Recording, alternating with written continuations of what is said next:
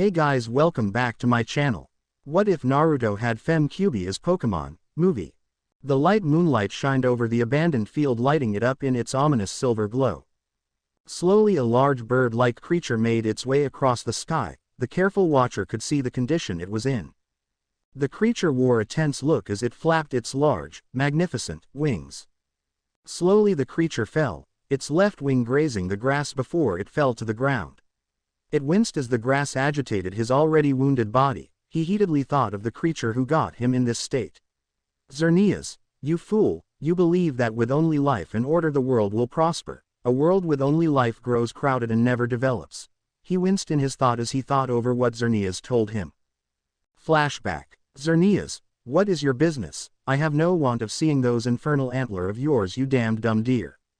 Yveltal said angrily from his nest on Dark Mountain Peak.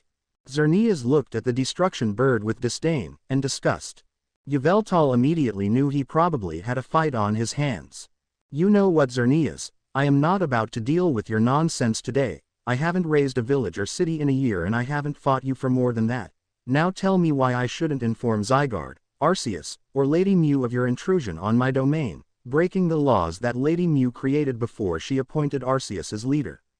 Yveltal said, and Xerneas smirked, and Yveltal knew that he should fly off and tell the council, quickly. I have decided that since Lord Arceus, Lady Mew, or the so-called Order Pokemon won't get rid of you, I will do my duty as the protector of life and erase destruction. Yveltal felt his spine shiver. Xerneas has finally snapped. He was seeking to destroy Yveltal. He sensed Darkrai's energy and talked to him using their connection as Dark-type Pokemon. Hurry, tell them of Xerneas. Go now, bring as much help as you can. Yveltal said to Darkrai, who nodded before disappearing into the darkness. Yveltal wasn't a fool. He knew that he wasn't at a good advantage against a fairy type, and this was Xerneas, someone he feuded with for centuries, eons even. Yveltal spread his massive wings before taking to the air, using his rear wing to keep his flight steady. He encased himself in dragon energy and rushed Xerneas. The fearsome face of a dragon appeared and stared at Xerneas. Dragon rush, he exclaimed and rushed at Xerneas, almost hitting the deer-like creature, but he missed terrain. He rounded on the deer and used Oblivion Wing, catching the life incarnation off guard, but took extreme damage from Xerneas' moon blast. Yveltal growled lowly as he couldn't feel the rear wing and used Oblivion Wing, but it missed the life Pokemon. He growled again and took off shakily into the sky and dived using Sky Attack, drilling into Xerneas' side. The life Pokemon gained his footing before using Moon Blast, catching Yveltal and dealing extreme damage. Xerneas glowed and used nature power that turned into swift, the star-shaped beams hit into the bird of destruction.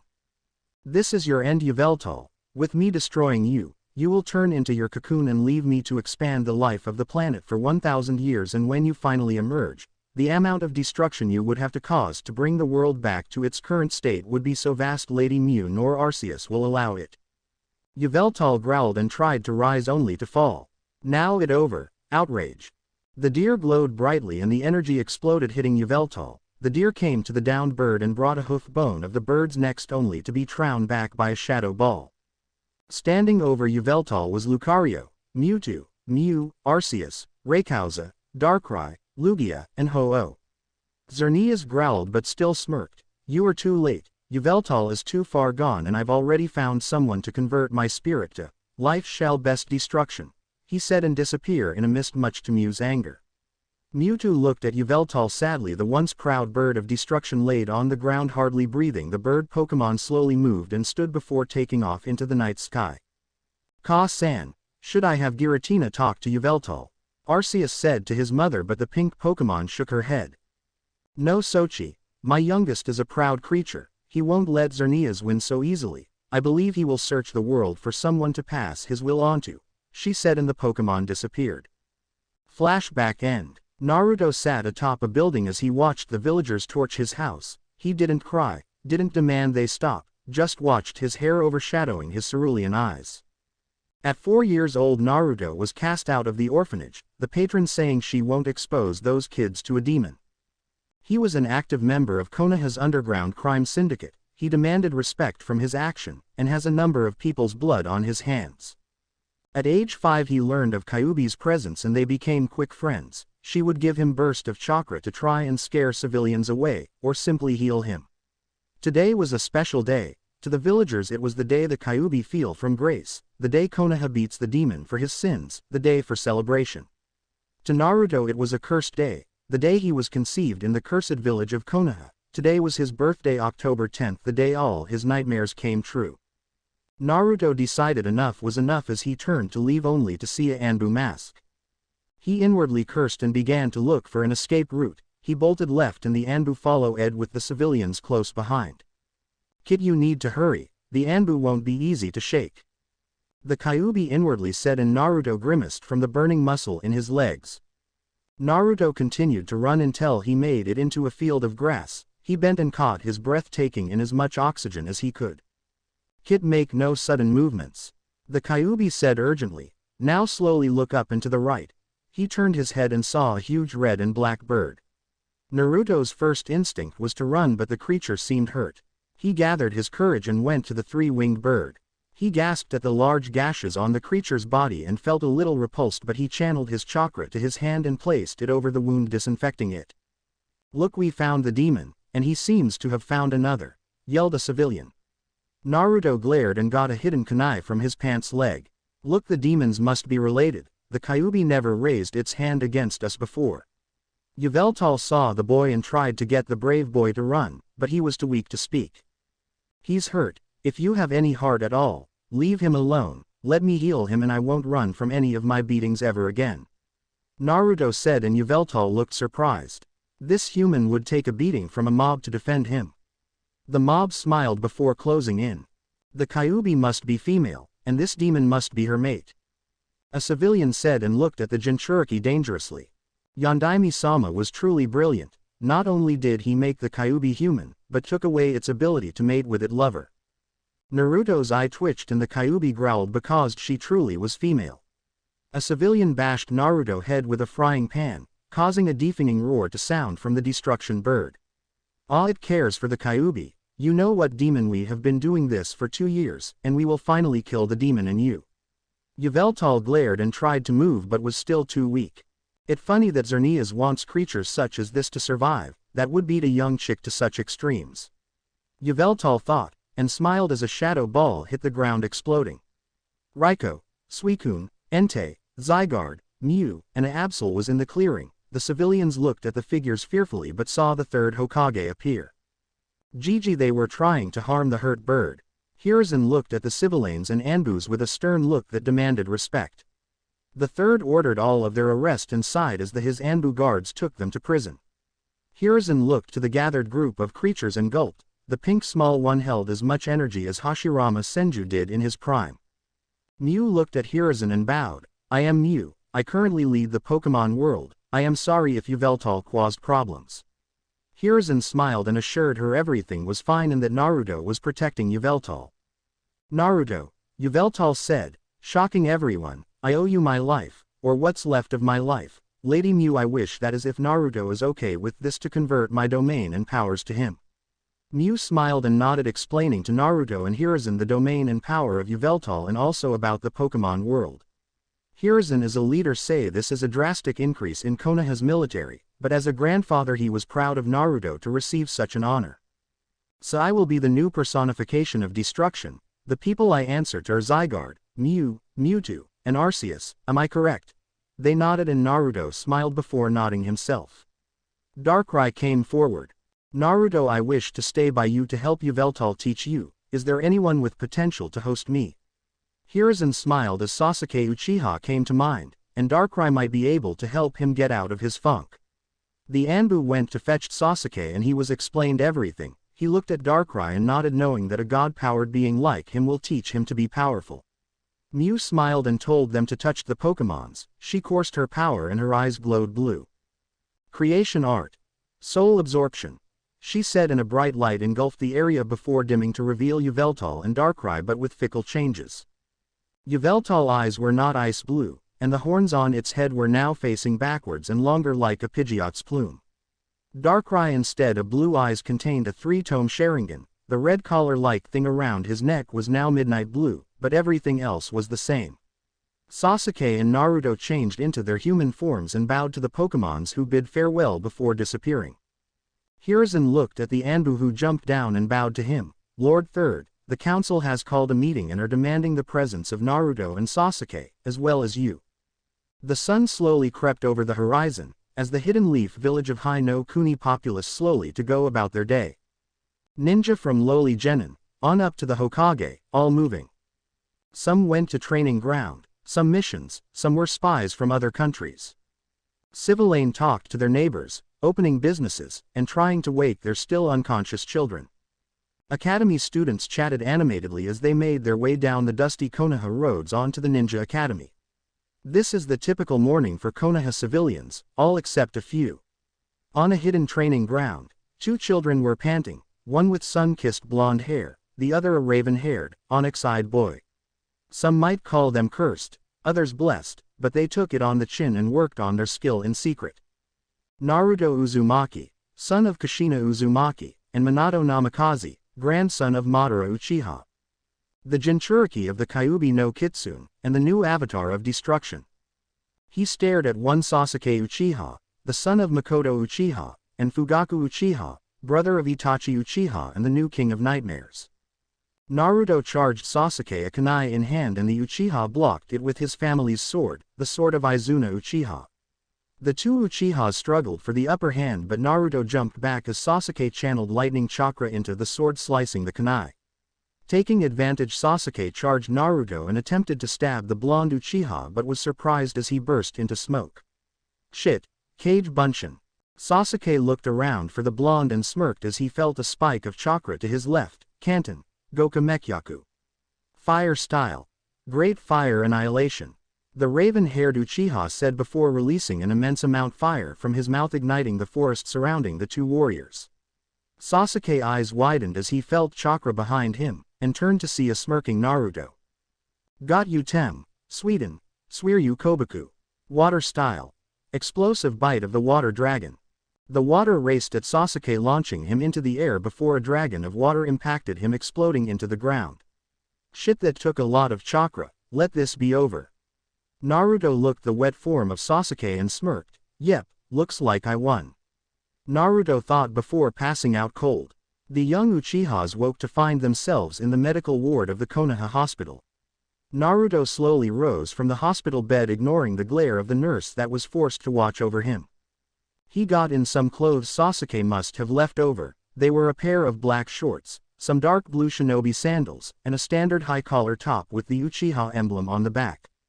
He activated his Sharingan unconsciously. He slipped on his black cloak that had Demon of Destruction written on it. He walked to his building and looked at the large amounts of vegetation in the house. He smiled and popped an oran berry in his mouth, chewing it, savoring the varieties of flavors. The young Jinchuriki then began to think on how much a riot the civilians made when they found out all the power he possessed, not just physically, but the mental powers to turn the berries he grew into medicine with the R&D department's help. Flashback, council room. The clan heads and the civilians all looked at the doors of the council room as they opened to reveal Hiruzen Sarutobi, the longest tenured Hokage ever, Sasuke Uchiha, and Naruto Uzumaki. The civilians immediately glared at the boy and were about to demand he be arrested for being next to the last Uchiha, but hesitated at the stern look on the Hokage face. Hiruzen made his way to his seat and finally said something. Why have you called me from important business? Who in Kami's name called this meeting? He said, a dangerous, almost lethal undertone in his voice. The civilians gulped nervously, but thanked their lucky stars that they didn't call the meeting this time. The clan head looked surprised. Hiruzen was a docile soul who valued peace and understanding over tyranny, and death. What could have pissed the old shadow off? Slowly a bandaged man rose from his seat and gained the council attention. Hiruzen, I called the meeting to address why some of the Anbu and a gang of civilians were arrested.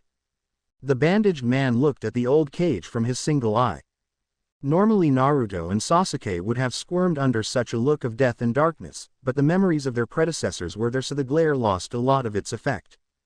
Also, a civilian stated that a huge bird-like demon was on the field of the Kyuubi defeat with the young Uzumaki. I wish to have the council vote on having Naruto Uzumaki be turned in for questioning on the creature origins, and does it pose a threat to Konoha? Naruto glared at the bandaged-faced man who turned to him. I would watch my gaze, if I were you boy. Danzo, that is an uncalled for threat. I will have you escorted out of this meeting if it happens again. The cage declared, and the Warhawk flinched a little. As for that information, it is up to Naruto-kun to give up. The Anbu and civilians were beating the boy into the inch of his life before I arrived, and child abused is a crime in Konoha, as well as treason.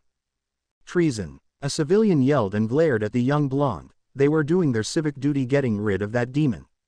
The Anbu jumped behind the lady about to kill her, but stopped when the Hokage made him cease. The clan heads were surprised and looked at Naruto waiting for a reaction, but he just laughed. Shit, the boy has finally lost his mind. Minato, Kushina, I've tried to do right by the boy. Sakura Haruno thought, and tears almost burst to her eyes. Finally Naruto caught his breath. Yes, treason for endangering Konoha. If I died, the Kyuubi would be free to unleash her full terror on Konoha. And there are no Mangekyo Sharingan user in Konoha. No seal master, since Jiraiya of the Sannin is still chasing Orochimaru. And the only wood release user, Tenzo, doesn't have the strength necessary to suppress the Biju. In all but 3 words, Konoha is screwed. He said and laughed at the horrified faces of the civilians. How do you know all this information? Shouted Danzo as he glared at Hiruzen for tricking him about the Mokuden user. Naruto laughed again. I have been able to outrun the Anbu for ages, and when I really want to hide, my stealth is Anbu level, and plus Kyuubi took a look into my DNA and found traces of her most hated rival, Madara Uchiha. She then told me of his abilities, including the Mangekyo Sharingan. Hiruzen was impressed at Naruto's strength, but frowned as he heard of Naruto's ancestor. How is Madara related to you, Naruto? Sasuke said, narrowing his eyes at the supposed Uchiha, and Naruto smirked. Madara is the father of my father, Minato Namikaze, who hid his Sharingan under a genjutsu for years, only showing his wife, Kushina Uzumaki. The council room grew deadly quiet. Even Hiruzen was slightly panicking. His successor was none other than the son of the Leaf's greatest Uchiha and traitor. The civilians roared in outrage, and the clan heads thought shit was about to hit the fans soon. Shikaku, hoping to run damage control, looked at Naruto. I'm guessing Kyuubi told you of your parents. Naruto nodded and Shikaku continued. Naruto, what about the bird creature? I for one wish to know exactly what it is. Naruto paused, but Sasuke continued. In order to fully understand what he was, we have to travel to the times before the Raikodu Sennin. You see, back then not many humans possessed chakra, but some did, but it was called aura. The room's occupants nodded, and Naruto even listened, since Yveltal was the youngest and didn't pay attention to Mew as she told the history of the world. Before human, they was an egg, pure pink in color. Out of that egg came the creator of humans and the world's first Pokemon. Her name was Mew. Hiyashi frowned a little because he remembered hearing the name Mew before. Mew was a childlike creature, and it soon grew bored alone in the space of nothingness, so she created 3, a group of highly powerful Pokemon, giving each a different power, emotion, and mind. This group came to be known as the Legendaries. Their battles could reshape the landscape in mere seconds, nature at war with itself, on much higher scale than our jutsu can ever hope to achieve. Now Danzo grew interested. The legendary Pokemons knew that Mew was too childish in nature to keep true peace in their world, so her eldest Arceus was appointed leader, but the vastness of space was too much to control, so he created Dialga, the guardian of space, Palkia, the guardian of time, and Giratina, the guardian of the in-between, or the distortion world where space and time don't exist. He then created 3 creatures that were embodiments of the 3 things Arceus believed brought true power: knowledge, emotion, and willpower. Danzo frowned at the word emotion, but let Sasuke continue.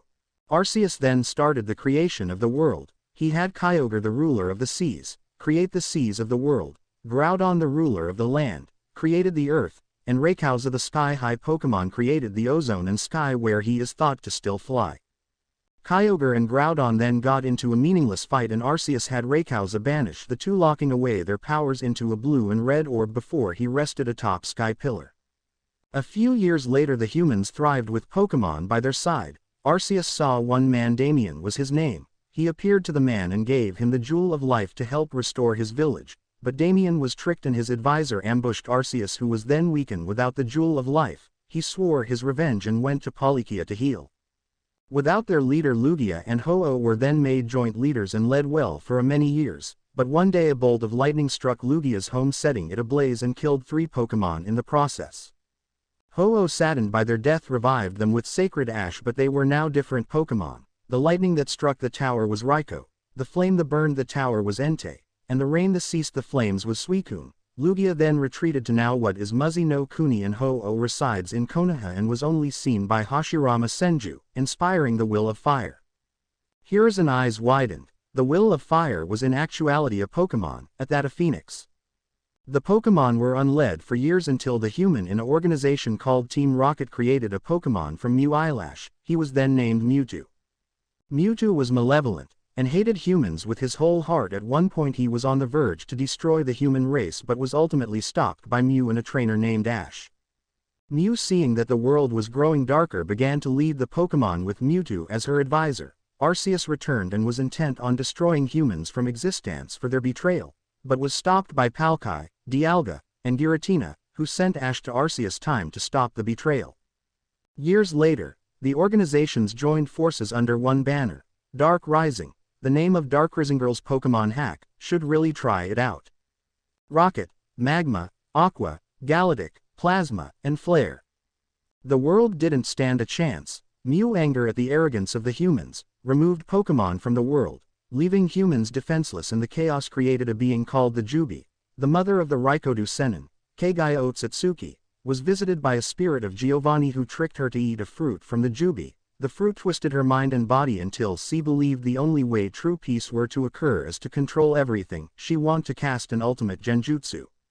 Her son Hagoromo Otsutsuki stopped her and the Jubi, sealing them in the moon. Now years later, the Pokemon Yveltal of Destruction was facing his rival Xerneas of Life and was beat, landing in the field where Naruto coincidentally was. Naruto, offering his health as a bargain for his pursuers to leave Yveltal alone, gained Yveltal respect and was later fused with the Pokemon, becoming the new Pokemon of Destruction, while I received Darkrai, becoming the King of Nightmares. The council absorbed all the information and they looked at the two genin in fear. If they could fully control their abilities, they could very well flatten Konoha. Danzo filed away each location for later, when he'll send his route to look for those Pokemon and capture them. Shikaku looked at the two boys in intrigue. Those two probably were an intellectual goldmine, but one question bugged him. What does this do for your skills? Naruto decided he'd been silent enough and answered that. Sasuke, being a king of nightmares, should he lull his enemy to sleep and place a genjutsu on him, it will become real, actually killing the victim. And his power multiply should he transform to his Darkrai mode, but there is a downside. In Darkrai mode, while his genjutsu and Pokemon moves are more powerful, he can't use ninjutsu, and his body being more of a shadow makes taijutsu almost impossible. In regular form, Pokemon moves weaker than in his Darkrai form, but that can be solved by training his base power. He also strains his body by transforming, as do I. My skill would be the pure destructive power I have in the aura that leaks despair, death, and hopelessness that would surely rattle my opponent. My downside are the same as Sasuke's, but one more. It'd take a buttload of chakra to transform, and I would have to some pain because of the growth my body would take on in mere seconds. Flashback end. Naruto chuckled a little. He could still hear the old man's groans about the paperwork, but he was a valuable resource to Konoha, one they wouldn't risk losing, seeing as he was the only one capable out getting in his old apartment to get the berries for the medicine, and his power as a demi-Pokemon. He watered the plants and locked the door, also activating the seal that prevents theft, explosions breaching the house, and involuntary use of his blood to reach the contents of the house. He walked toward the Uchiha compound but tensed as he sensed someone following him. He grabbed a custom smoke bomb and his body flickered before appeared behind his pursuer. He threw down the smoke bomb before hopping away. Once the smoke cleared, the man, dark-skinned and wearing a Kumo headband, was paralyzed. You can stop trying to move. That smoke bomb was mixed with the stun spore of a Butterfree and Gloom, highly effective and potent. The man glared at the boy, but he started to dread accepting the mission to scout the boy. He knew any who took the mission failed, yet the money was appetizing. Enko Mitarashi and Ibiki Morino will be here shortly to collect you. If you want to avoid them, tell me everything. He glared and smirked before shining away. Damn it, I knew I couldn't have perfected that mixture that fast, should have used sleep powder. He thought before grabbing a kunai. Naruto leapt out of the way as a kunai and shuriken barrage rushed towards him. He barely blocked the next incoming slice of the man's sword, but it still nicked his arm. Damn it, this guy must be high Chunin level. The boy cursed his luck, all these years and he still couldn't match an experienced Chunin. He didn't notice the Chunin behind him until it was too late. This is my cousin's jutsu, Rantan, Reiza Sakasu, Storm Release, Laser Circus. Beams of light engulfed the boy forming a dust cloud. The Kumo Chunin laughed at the boy's demise. Now all he had to do was return to Kumo and he'll be hailed a hero. Nice try, Kumo Tem, said the boy, and the Chunin saw a sight he would be haunted by forever. Out of the boy's back was a wing that seemed to ripple with red energy. The claws looked to be almost 5 feet long. Now my turn, he said, and the boy winced as another wing sprouted and his eyes were now ice blue instead of cerulean. He flew at the Kumo Nin with incredible speed, and used his wing to knock him into a building. The Nin recovered and cupped his hands before aiming. Rantan, Reiza Sakasu, Storm Release, Laser Circus. The boy deflected the incoming lasers with his wings and flapped his wings, making a mighty gust. Hurricane. The tunnel of wind engulfed the Kumo Nin and spat him out onto the streets of Konoha, where he immediately got surrounded by Anbu. We have him in custody, Uchiha-sama. You may transform back. The boy nodded and winced as the wings went back into his body. He lost almost half his chakra. He walked away as the Anbu seized the man, and opened the Uchiha clan compound door, flipped off Sasuke, and passed out on his bed. With the Kumo Nin, Sizuru was looking angrily at the Anbu who had him in custody. Why the hell didn't you fool help me put that thing down? They glared at the man and one took off its mask, showing the frowning form of Darui. The others were Yugito ni, Kurabi Yatsuki, and cousin, Killer Bee-sama, Yugito-sama. Ya fool, that was almost your doom. Killer Bee rapped and popped Sizuru across his head. Ma brother told you to do this without a flaw, now he is gonna be pissed and use the iron claw. Yugito's eye twitched but sighed. Look, we can't argue in enemy territory. Be happy Naruto was too tired to sense us as fake and kill us with you. We can't risk watching the Uchiha now because they will know we are after them. And the Hyuga mission is now a bust. The Hyugas will lock up tighter than the Hachibi's grip. She said, and the 4 nin rushed to lightning territory to report the power of Naruto. Shinobi, we endure, Shinobi suppressing our sobs. The voice echoed around the mountain top, as a young man slowly danced and rapped his way up the mountain. The man was the Jinchuriki of the Hachibi, Kurabi, Killer Bee, Yatsuki. Yo Mr. 8, how you think Yugito doin' on her date? He smirked internally as he heard the large bull groan and muttered about going back to a pot.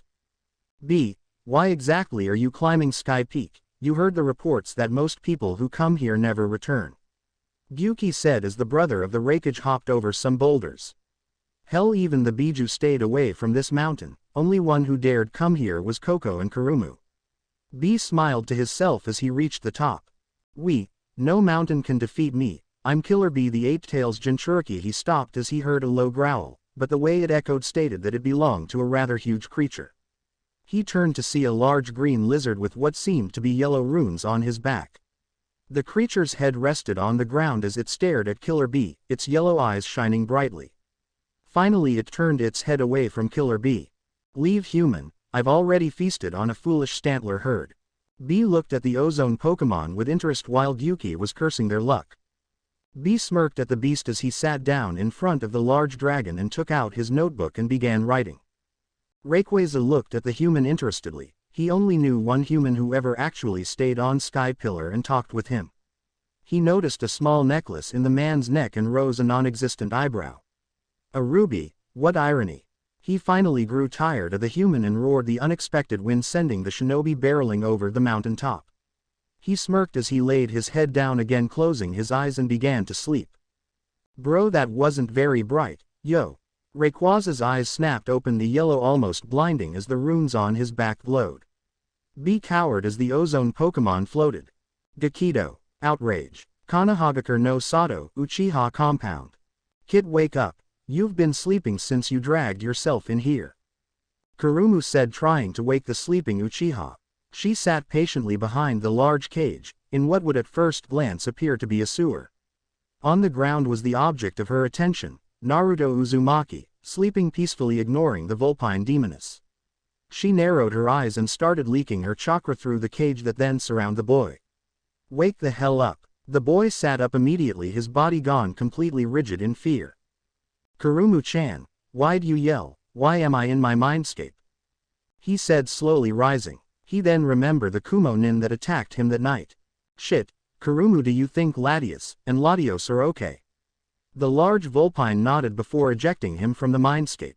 He rose off the bed to the smell of cooking food, and Sasuke Uchiha could in no way cook. He slowly crept downstairs and looked to see a head of pink hair. Haruno, how the hell did she get in the Uchiha compound? He continued down the stairs and pulled a kunai from his pouch. Don't move a muscle, she eat much like the Hyuga heiress would. Relax Naruto, she was kicked out her home by her dad yesterday, so Darkrai made me invite her here. I scoffed as Yveltal's voice invaded my mind. Darkrai always was weak-hearted, hated seeing people suffer, ironic with his powers and all. I removed the kunai and Sakura breathed a breath of relief. I sat at the kitchen table with Sasuke as we discussed what Kumo could have wanted with me. Naruto, you know how much Kumo loves Kekkei Genkai, but that doesn't explain why that guy went for the kill. I nodded as I rose. I will check Latios and Latias today, you watch Ho-Oh, I will talk to Gigi about allowing me to locate the Lake Guardians. He nodded, thanked Sakura for breakfast. I walked outside the compound before going to the Hyuga compound. Hinata P.O.V. I silently walked with Neji Nisan throughout the village. Villagers bowed in my presence and I sighed as I saw Neji's smirk. I glared at him, thankful for Latias' training, don't you dare say a thing. He smiled as the blue orb on his wrist chain glowed. Damn it, Latios, you think this is so funny? I hate when people bow to me, makes me feel stuck up. Neji shook. I smiled to myself. 2 years ago Neji wasn't at all like this, he was hateful and wanted nothing more than to see me suffer. Flashback Hyuga compound. Hinata cried lightly next to her mother koi fish pond. She sported a couple of bruises from a spar she had with her sister Hanabi. Wyamis weak, she lightly hugged herself, shielding her body from a non-existent breeze that chilled her. She was unaware at the focused eyes of Neji Hyuga from a nearby hallway. The boy knew that it was moments like this that he lived for.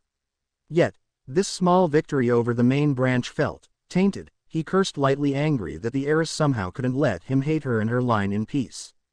He fingered the blue orb necklace that was his reminder of his father, the only thing taught main branch couldn't take away.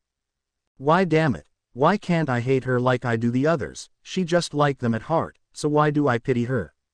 He cursed again as he saw Hinata's head whip to his direction, her Byakugan activating, allowing her to see Neji.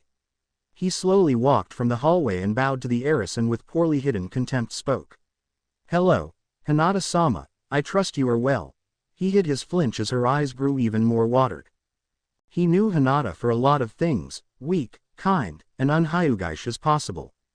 He also saw her as predictable, but she surprised him when she bolted forward, wrapping her arms around his neck and dug her head into his shoulder. He was shocked, he couldn't react, but then he noticed her heaving chest and the wetness on his neck. Is she crying? He wasn't one for emotional displays, and his most hated rival crying on his shoulder was not what he wanted to think about, but something made him comfort the distraught girl. He rubbed her back, whispering kind words in her ear, and she finally settled down. He watched as she soon fell asleep, her head resting on his shoulder. He frowned slightly but then noticed the pink orb necklace, identical to his own, resting in on her developing bosom. He blushed slightly at the 9-year-old sleeping form and decided that getting her inside would put an end to this troublesome moment. He tensed slightly before activating his Byakugan. He barely saw the masked ninja move forward into striking range. He hopped back, keeping a tight grip on Hinata so not to drop her as he skidded back. The attacker was in traditional Leaf Anbu uniform except for one thing: its mask was blank, only having the "ne" symbol on it. Root. There is no branch in Konoha military named Root. Could this be Kumo again? Single quote. Hand over the Hyuga heiress. My master wishes to harness a power she contains. Neji's eyes narrowed as he looked for an escape route. Seeing no other alternative, he laid Hinata on the ground before sinking into Juken stance. The Anbu looked on with an unreadable aura about him. His Byakugan showed the man had Jonin-level chakra capacity, and the strain on his coils spoke of great control. I won't let fate dictate my way of death, I'll die fighting, with honor. He sped towards the Jonin, aiming for 2 quick jabs to the arm only to be harshly countered. The Anbu gripped his wrist before driving his knee into the back on my elbow, breaking my arm. He covered my mouth to stop the scream from alerting any nearby Hyuga. He gripped me by my hair before slamming my head into the ground. I felt the world spin around me, as I lost feeling in my arm, a small blessing I was thankful for. I saw him make his way to Hinata, who was starting to come around. I wanted to scream out to her, anyone. No, I won't allow this to happen again, I won't. The blue orb slowly glowed before melding into my body, and my body changed. I was now 6 feet 07. My body's sleek form lacked feet but had 2 small forearms. I was white with blue markings over my body. My eyes glowed an ominous blue as I focused on the now nervous ninja. Leave Hinata-sama alone, Kotaku Paji. Luster Purge. A powerful purple beam of light raced from my mouth at the ninja, causing an explosion that rocked the Hyuga compound and most likely most of Konoha. Hiyashi-sama, the Sandaime, and countless other Jonin and Anbu arrived to see the massive crater that hosted nothing but charred remains. I saw another version of me, but this one was sporting red markings. I made my way to the creature and I could feel Hinata's aura merged with it. Hinata-sama, you are safe, you may change back. The Latias nodded slowly, before her body began to become a 9-year-old again. Neji slowly changed back as the necklace returned to his neck. Hiyashi and the Hyuga elders looked on in surprise and fear. Flashback end. Hinata smiled fondly at the memory. It was one of the few moments that she actually felt comfortable in the Hyuga compound. Later that day, Neji was appointed her official guardian, and was to help her train in her new powers. She grew closer to Latias as she taught Hinata all she knew about healing. Latias wasn't the strongest of legendaries, but she could still give any Pokemon trouble. Latios was the battler of the twins. He taught Neji how to control Luster Purge better to add more power, as well as his duties in protecting Latias and Hinata. She sighed as she thought on her progress in using Misutobaru or Mist Ball. The down was easy enough to use, but the aura control to complete the explosion still eluded her. She glanced upward and gasped in awe as Ho-Oh streaked across the sky, leaving sparkles and a rainbow in her wake. Those that see Ho-Oh will be granted eternal happiness. Thank you, Ho-Oh-sama. Single quote. She waved to the now departing Neji as she entered the academy. She saw Shikamaru sleeping peacefully on his desk. Ino was talking to the other Sasuke fangirls about hair product and perfume. Kiba talking with Shino about bugs and dogs, and Naruto, Sasuke, and surprisingly Sakura talking about something. Naruto P.O.V. I was pleasantly surprised by Sakura's attitude, or at least change in attitude. She was a lot more calmer but still had a nasty right hook when pissed. She also had a higher intelligence than me or Sasuke, not saying we're dumb, but knowledge was Sakura's expertise. I looked as Hinata walked into the academy door and nodded her way. She smiled before getting in the seat next to Kiba and Shino. I felt someone poke me and turned to Sasuke, who looked annoyed. I rose an eyebrow and he pointed to a tree on the playground. Behind it was a root Anbu. I narrowed my eyes and looked towards Iruka Yumino and Mizuki Toji, who were the class's senseis. All right, all of you settle down, Iruka said, and the class slowly quieted, allowing him to continue. Yesterday you all took the taijutsu exam portion and the paper exam. Now you will complete the ninjutsu portion of the test. Mizuki and Iruka slowly called forward students, some leaving with headbands, until he called me. Naruto, you must use the henge, substitution, and bunshin to advance to genin. Are you ready? I breathed in deep and nodded. I formed the hand sign for the henge and a puff of smoke surrounded me until the smoke subsided to reveal the legendary Madara Uchiha. Iruka shivered at the cold, endless gaze of the elder Uchiha. Naruto then substituted for a nearby chair and changed back.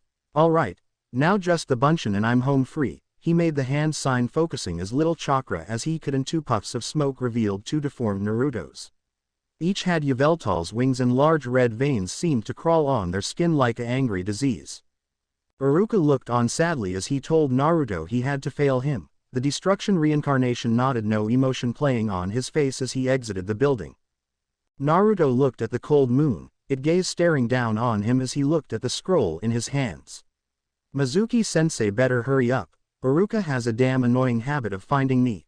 He heard the grass rustle beside him and saw Sasuke throw a barrage of kunai at him, prompting him to substitute with a nearby log.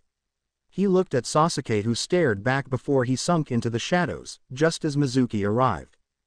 Alright Naruto, Pass over the scroll, I have your headband here, he said, showing a leaf headband to the young boy. Naruto glared before the scroll puffed into smoke, revealing it to be a kage bunshin.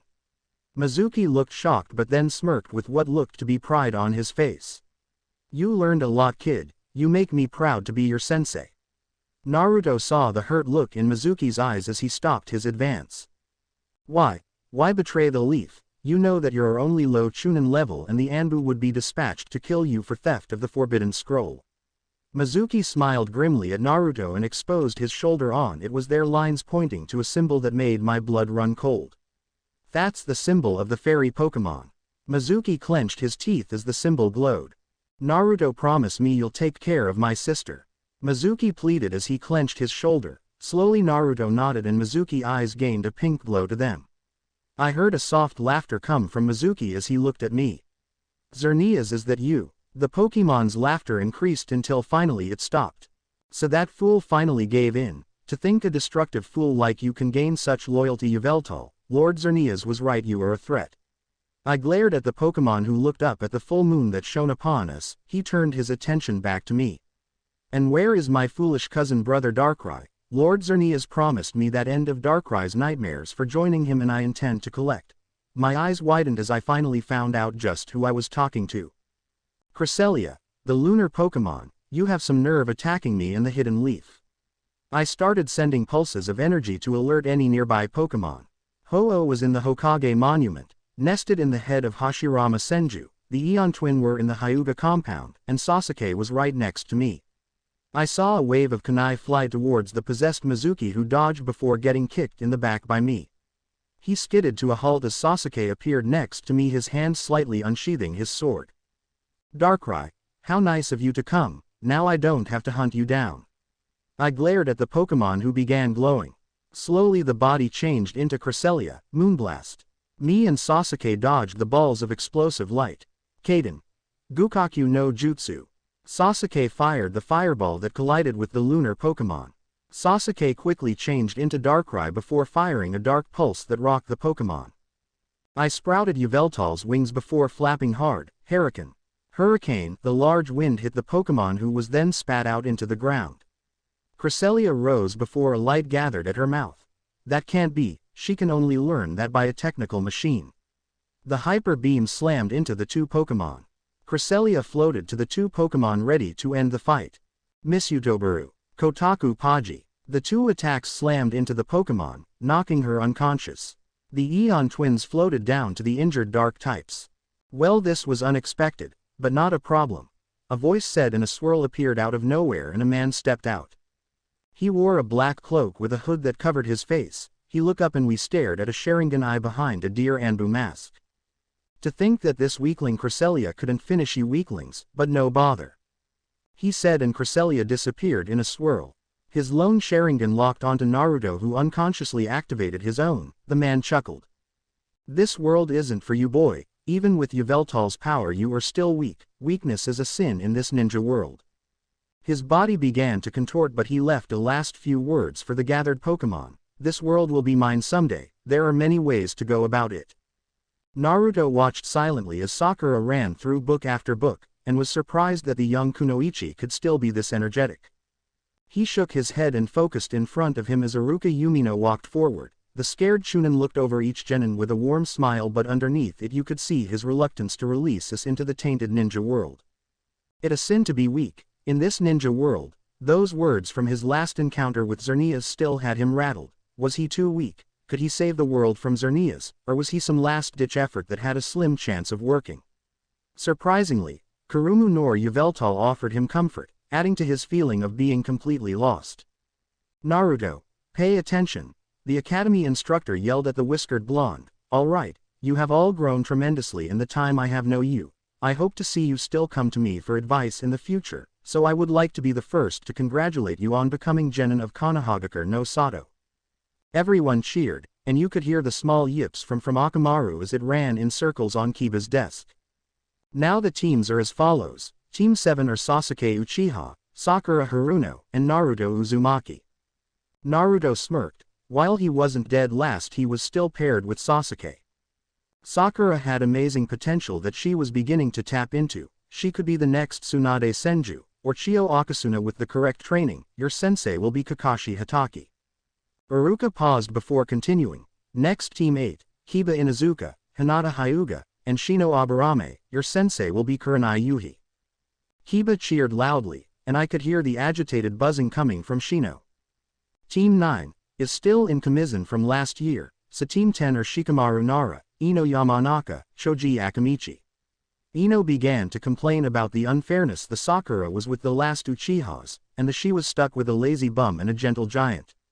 Naruto sighed as he stared at the wall. That hadn't changed for the past 3 hours. He could feel Yveltal's dark aura ability trying to unleash itself along with his irritation. You must be my cute little genins. A voice said in a bored manner. The 3 remaining genin turned to see Hatake Kakashi. He elevated his hand lazily, offering a wave that none returned. Well, my first impression is that you're all boring, he said cheerily, causing Naruto and Sasuke's eyes to twitch, while Sakura wanted to try and make up for whatever mistake she made. Meet me on the academy roof, bye, he stated before poofing into smoke. Naruto rose, stretching his back, and waited for Sasuke to lead the way. The genins now sat next to each other while looking at their sensei, who was locked into a small orange book. All right, how about introduction, likes, dislikes, dreams? He pointed to Sakura, who seemed a little hesitant. He sighed as he clapped his book shut. I am Kakashi Hatake. My like, my dislike, my dream, will probably ruin your childhood, so Pinky, you're up. She scowled at the lack of information and the nickname before huffing. I am Sakura Haruno. My liker, well, my dream is. Sakura was instantly turned into a blushing puddle as she stammered over her words. My dislike is Ino Bunta. Kakashi sighed and pointed to me. I am Naruto Uzumaki. I like ramen, Pokemon, and explosions. My dislikes are ghost, fairies, lightning, and the time it takes to cook ramen. My dream is to become Hokage and restore order to the ninja world. Kakashi looked on in slight interest before turning to Sasuke. I am Sasuke Uchiha. I like tomatoes and peace. I dislike sweet food and seeing people suffer. My dream is to avenge my clan and help Naruto keep balance. Kakashi stared at the 3 hopefuls in his presence and was glad that his mask hid his smirk. He opened his book once again before deciding to answer the young, cute hopefuls. Well, that nice to know. Alright, you 3 should be leaving. You have a test at 8 o'clock and I wouldn't suggest being late. The 3 gained a horrified look as Kakashi smirked and feigned surprised. You didn't know? Well, you see, there is another test. This one actually determines if you become genin or not, while the other drew out the attendees who never stood a chance in the shinobi lifestyle. Naruto glared slightly, prompting Kakashi to chuckle. Guess what else? The failure rate for this test, it's 66%. Kakashi basked in the glares he received. Meet me on training ground 7. And I would advise you not to eat breakfast, you might puke. Kakashi disappeared in a poof of smoke. Naruto cursed as he thought over ways to pass the test, only to realize he didn't know what the test was about. Sasuke, Sakura, do you guys have any idea on what the test could be? The mentions Do replied negative. Naruto sighed as he and his teammates left the field. They had some training to do. Week later, training ground 7. Kakashi watched his 3 genin from the tree line. He was surprised on how easily they got along, and the fluidity that Sasuke and Naruto's tandem fighting was. Surprising, aren't they? A feminine voice spoke. In the tree next to him was Lil Toji, pronounced Li Law, the sister of Mizuki Toji and heiress to the Toji assassin clan. She had silky pale blue hair, and stormy gray eyes that spoke of a genius that knew 100 different ways to torture and kill you. Her face was slightly rounded like Kushina's was, something that brought painful memories to Kakashi. She was wearing her Anbu armor, and her mask, that was an eagle, hung at her side. Truthfully, I've never seen a group so well attuned with each other. I hope you aren't planning to fail them so you can continue your lazy habits. Kakashi paled drastically. This woman was a demon in human skin. He learned that when he questioned one of her orders when she was a captain. He shuddered at the memory of the beating he received on return to the village. Turning to her, he chuckled nervously. The thought never crossed my mind, senpai. Lil rolled her eyes and looked back down at the would-be genin. He breathed in relief before shunshining to the ground. Kakashi waved to the genin who looked at him irritatedly. Sighing, Kakashi produced a timer from his kunai pouch before sitting it on a rock. Alright. You have 3 hours to steal one bell from me. The student without a bell will be sent to the academy. In Naruto's mindscape, the destruction bird eyes narrowed as he thought of a similar test performed by his mother. Flashback. Yveltal was perched on next to the Tree of Life. Xerneas, Zygarde, and he were summoned by Mew for some unknown reason. Suddenly the pink, kitten-like Pokemon flew out of the tree with 3 orbs. Good, you are here. This is a test that I give all legendary trios. This is how your brothers and sisters received their signature move. The young legend's eyes widened. Each of these orbs allow for you to develop yourself a unique move, or use an existing move as your signature, but you must take the orbs from me. A sly smirk passed Mew's lips as she saw Yveltal bolt forward, his wings extended, only to be shot back by a pink bubble that surrounded Mew. Now son, I haven't said start. Flashback end. Yveltal smirked inwardly. So the human is using my mother's test, the one she used on the legendaries. This will be interesting. Single quote. Naruto charged forward, intent on grabbing a bell from the bastard Junin. He was pissed, hungry, and sleepy, and this is a known mixture to have Naruto not give a fuck about consequences. Kakashi's eyes hardened as he stared at the advancing genin and sighed. He grabbed Naruto's fist, twisted him, and planted a kick to his back, sending him propelling towards his teammates who watched wide-eyed. The Jonin fixed his uncaring gaze on the fallen genin, who struggled his way to his feet. I haven't said start yet. Now come at me with the intent to kill, or you will fail. Start. He watched as the 3 genin disappeared into the dense forest, waiting for the correct moment to attack. Kakashi focused on his book as he waited for the genin to attack, and was surprised when a hail of kunai and shuriken raced to him. He quickly used the steel of his glove to block the projectiles, before sending his own volley in the attacker's direction. His ears picked up the rustle of leaves and was about to advance after it until a spout of water shot out at him. He hopped back as the water tore through the ground, and finally stopped. That was impressive. Only the Nadaime Hokage could pull so much water from the air. Kakashi thought as Naruto and an army of shadow clones advanced, surprising Kakashi as he didn't know Naruto knew the shadow clone technique. Without putting his book away, he began disposing of all of Naruto's clones. He dodged an incoming punch and punched a clone in the back of his head, causing it to burst into smoke. He noticed an airborne clone trying to dropkick him. He smirked, raising his forearm, and took the blunt force that slightly surprised him. Quickly, he maneuvered his arm, grasped the clone's leg and threw him into a group of clones. The clone noticed the small sizzling sound too late as he exploded, taking the surrounding clones with him. He smiled at the form that he guessed was the Feel Naruto, who had 5 clones beside him. If you are going to beat me, you are going to need more skill, genin. Naruto snarled and activated his Sharingan. The 3 tomes danced wildly as he stared at Kakashi. Quickly he began forming hand signs: serpent, ram, monkey, boar, horse, tiger. Single quote, comma. Kaden. Gukaku no Jutsu. A large fireball erupted from Naruto, and surprisingly the tree line to his west. Kakashi quickly burrowed underground at the last second, leaving 2 genin incredibly confused. Kakashi erupted from the underground behind Naruto, his finger in the tiger sign, Konohagakure Hiden Taijutsu Ogi, Senin Garashi. Naruto was propelled through the sky, his pride stung and feeling violated. Kakashi smiled, satisfied with his work, and began searching for his 2 other genin. Sasuke glared as he heard the distant scream of Sakura. He saw Naruto get taken out, and Sakura was too much a combat asset right now. Why not use my illusions? My ability will cause him damage should he fall asleep. Sasuke smirked as he focused on Darkrai's aura. Slowly a pink orb surrounded him. This is what Kakashi found himself staring at. Cracks began to lace the orb before it broke apart, revealing Sasuke in Darkrai form. Fall to eternal nightmare. Kakashi-sensei. Sasuke rose, his shadow-like hands forming a black ball, Dakiboido.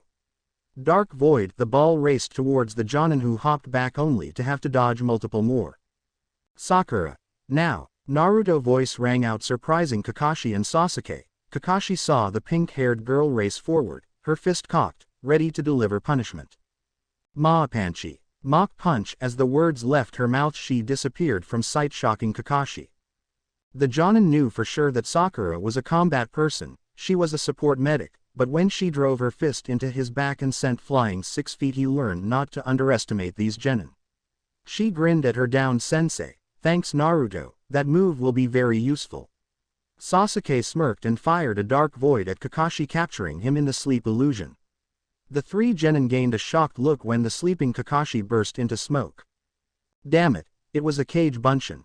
Naruto cursed as he joined his teammates. Sakura, did you perfect the other moves Primipe showed you? She nodded. Naruto smirked as he thought of the Primipe Mulet teach Sakura about her hidden Pokemon typing, fighting. He began thinking of his own progress in his flying type moves, and Sasuke in, ironically enough, fire. Alright, we need a new strategy. With Kakashi. Junin. Kakashi was stretching his back that still ached from Sakura's punch. He could honestly say he was going to pass this team. They passed his test, even if unintentionally. They managed to work together, although Sasuke seemed out of the loop but responded intelligently and went for the kill. Right now he was testing the 3, seeing what their abilities were, and truthfully the form Sasuke took slightly put him on edge. It felt like most of its power was unaccessed, he thought with a small shiver. Hurricane. He was ripped from his thoughts as a large twister ravaged its way through the training field. He burrowed underground and came back up to see Sasuke in Darkrai form.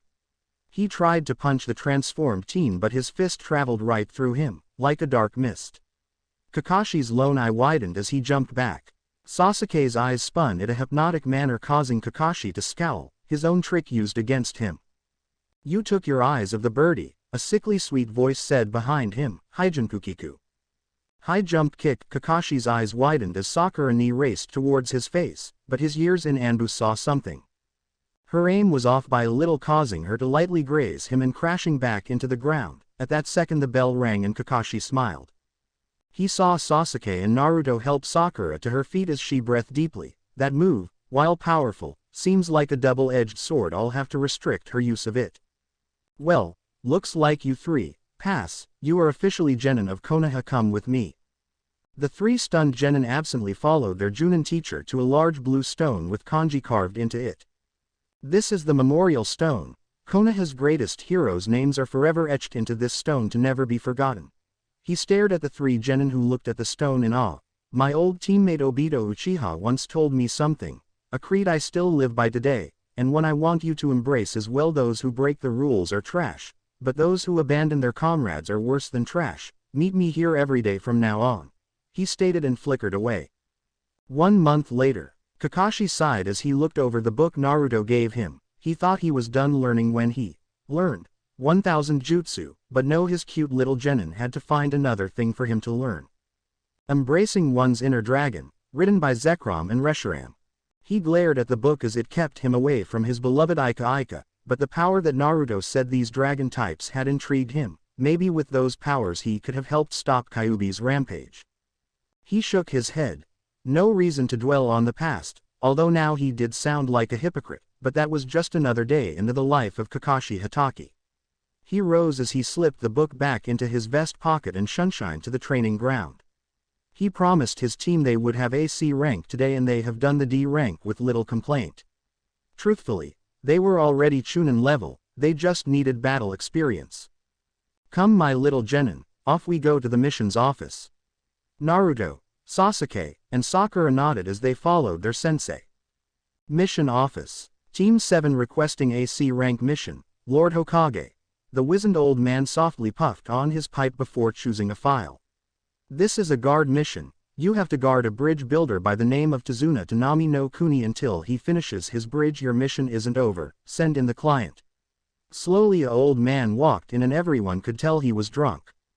These are my guards, a bunch of snot-nosed brats, and a cyclops. I knew I should have went to Kumo. Naruto's eye twitched as he began leaking Yveltal's killer intent. Quickly, the man sobered up and would have been reduced to a crying lump on the floor had Sakura not punched Naruto on the head. They are perfectly capable, Tazuna-san. Now out, the lot of you. Naruto sighed as they walked through the forest. He knew they were out of Konoha and Hino Kuni by now. He also picked up how twitchy Tazuna was at the slightest sound. This made him doubt the man's mission credibility. Chick, pay attention. Do you feel those 2 auras? Naruto jumped in slight fright at Yveltal's voice but focused at found two aura signatures in the puddle up ahead. Assassins, crappy assassins. Yveltal spoke. Kakashi noticed Naruto's distraction and smirked, so you notice. As they walked past the puddle, Kakashi readied a shunshin but was surprised when Sasuke and Naruto turned and called. Ayashi K's. Ominous Wind. Bokyaku Yu. Ingu. Oblivion Wing. The two attacks approached the demon brothers only for a wall of ice to rise and deflect the hit. A heavy mist shrouded the area as two more features entered the battlefield. Zabuza Momochi, the demon of the hidden mist. Kakashi said. The bandage missing nin glared at the Konoha shinobi. Gozu. Maizu, are you okay?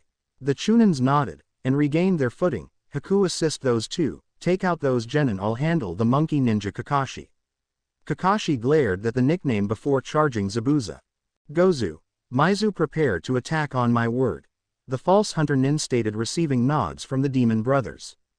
Naruto entered the intercepting fist, the Uchiha clan taijutsu style, while Sasuke entered his illusion fist, that made perfect use of his ability to quickly cast genjutsu on opponents. Sakura took the form that one would normally see a Ryolu use, as the Lucario style is out of her grasp, a style that relied on speed and quick striking. Now, the demon brothers charged the genin, their chain extended hoping to catch its prey.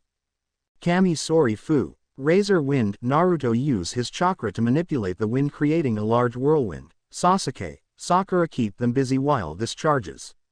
They nodded and bolted towards the brothers. Sakura tossed some caltrops she brought, stopping the advance of the brothers, while Sasuke weaved through hand sign ending. Horse, monkey, boar, serpent, dog, horse, boar, tiger. Single quote. Kanton. Kasai Supin. Fire spin. Flames surrounded the brothers and lashed out angrily when they tried to escape. Sweden. Homatsu Rappa. Bubble wave. A large foam sprayed from Haku's mouth, dousing the flames. Suddenly blades of wind began ripping through the battlefield as Naruto released the power of his technique. Haku created a glass mirror and dragged the brothers into it, before a wind scythe shattered it. Naruto cursed as a large ice mirror formed behind the genin. The demon brothers bolted out, wrapping Tazuna in the chain. Die, old man. They chorused, tugging on the rope, only for the man to shatter like glass. The two brothers began to notice the cracked sky, night sky, and the shadow-covered ground. Slowly, a demonic voice chucked, a small pendulum-like device hanging from large yellow hands. Minds unraveling at the seam, allowing me to hunt their dreams. O little shinobi, you were not clever, now you'll suffer with me forever. The temperature immediately picked up as the demon brothers felt as if they were melting, their screams bouncing off the walls, causing the voice to laugh merrily. Sasuke smirked as he saw the two unconscious Chunin under his dark void and nightmare influence. He thanked Darkrai for the hypno idea. Haku glared at the Konoha shinobi before noticing Zabuza on the losing side of his fight. Kakashi jumped back, lightly gliding in the air as he weaved hand signs and inhaled deeply. Ryuden, Doragon no Akari. Dragon Rage. He fired a small ball the size of his fingertip at Zabuza, who laughed. Quickly, the ball expanded until it was the size of Kakashi's head. At that time a white beam fired, freezing the immediate area as well as the orb of destruction. About time you showed up. Haku, your friend is here, we retreat. Haku nodded as she looked at the large bird. It was a pale blue color with 3 diamond-shaped feathers on its head, and a long plume of tail feathers. Thank you, Articuno. The bird nodded as Team 7 looked on in shock and awe. Articuno used mist, shielding the escape of the mist assassins. Kakashi winced in pain at the sudden drop in his chakra levels. Damn it, those dragon moves are extremely taxing. Just like Sharingan, why do I always get those kinds of abilities? He groaned as Naruto helped him get his footing. Things have gotten much more dangerous. Naruto cursed under his breath as he sat on the roof of Tazuna's small home. Kakashi was still recovering from chakra exhaustion. Sakura locked herself into training with Sasuke in taijutsu, losing each time, but putting up a challenge. He himself was wondering just how they were going to beat Articuno. While she was probably the weaker of the legendaries, she was still skilled at what she does. The Ice Queen, Kurenai-sensei, eat your heart out, he thought sarcastically. Then there is the fact that he and Kakashi are weak to ice types, so while he handled the demon brothers, Sakura and Sasuke would need to fight Haku and Articuno. I would suggest Lugia's song, but we aren't close enough to Uzushio. Yveltal stated, making Naruto frown grow. Kyogre should be in this area, although I doubt he would help you, and rising him would only bring the ire of the overgrown snake, Rayquaza. I snorted at the disdain in the voice of Yveltal. He still seemed to be pissed that Rayquaza beat him in battle. Greninja. Naruto jumped slightly in surprise as the ninja frog Pokemon appeared. The slim amphibian looked squarely at Naruto before handing him a scroll and vanishing. He blinked in surprise before unrolling the scroll and began to read. The demon hidden in the mist will recover in 1 week's time, be ready Yveltal. I growled as I crumpled the letter into a ball and sunshine to Sakura and Sasuke. My teammates looked at me while they panted from the exertion. I'm going to scout out Wave, you guys stay here and guard the bridge builder. Sakura nodded while Sasuke gained a slight defiant look. No matter how much better he got, Sasuke was still an Uchiha, and their rebel streak was massive. He relented after we stared each other down, and I pointed to the now limp-free Kakashi. Thanks for the citrus berry was it. Either way I feel way better. The Junin said and looked at remaining genin. Alright Sakura, Sasuke, we have work to do. The two genin nodded hesitantly and shivered at the look in Kakashi's eyes. This training was going to be brutal. Naruto walked through the streets of Wave. He was disgusted by what he saw and could partly agree with Xerneas that this kind of destruction was completely reckless.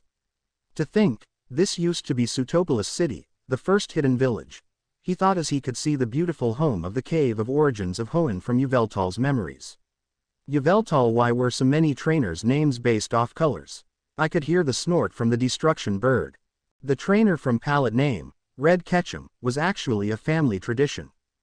The families whose ambitions burned hotter than flame, hence Red and later Ash.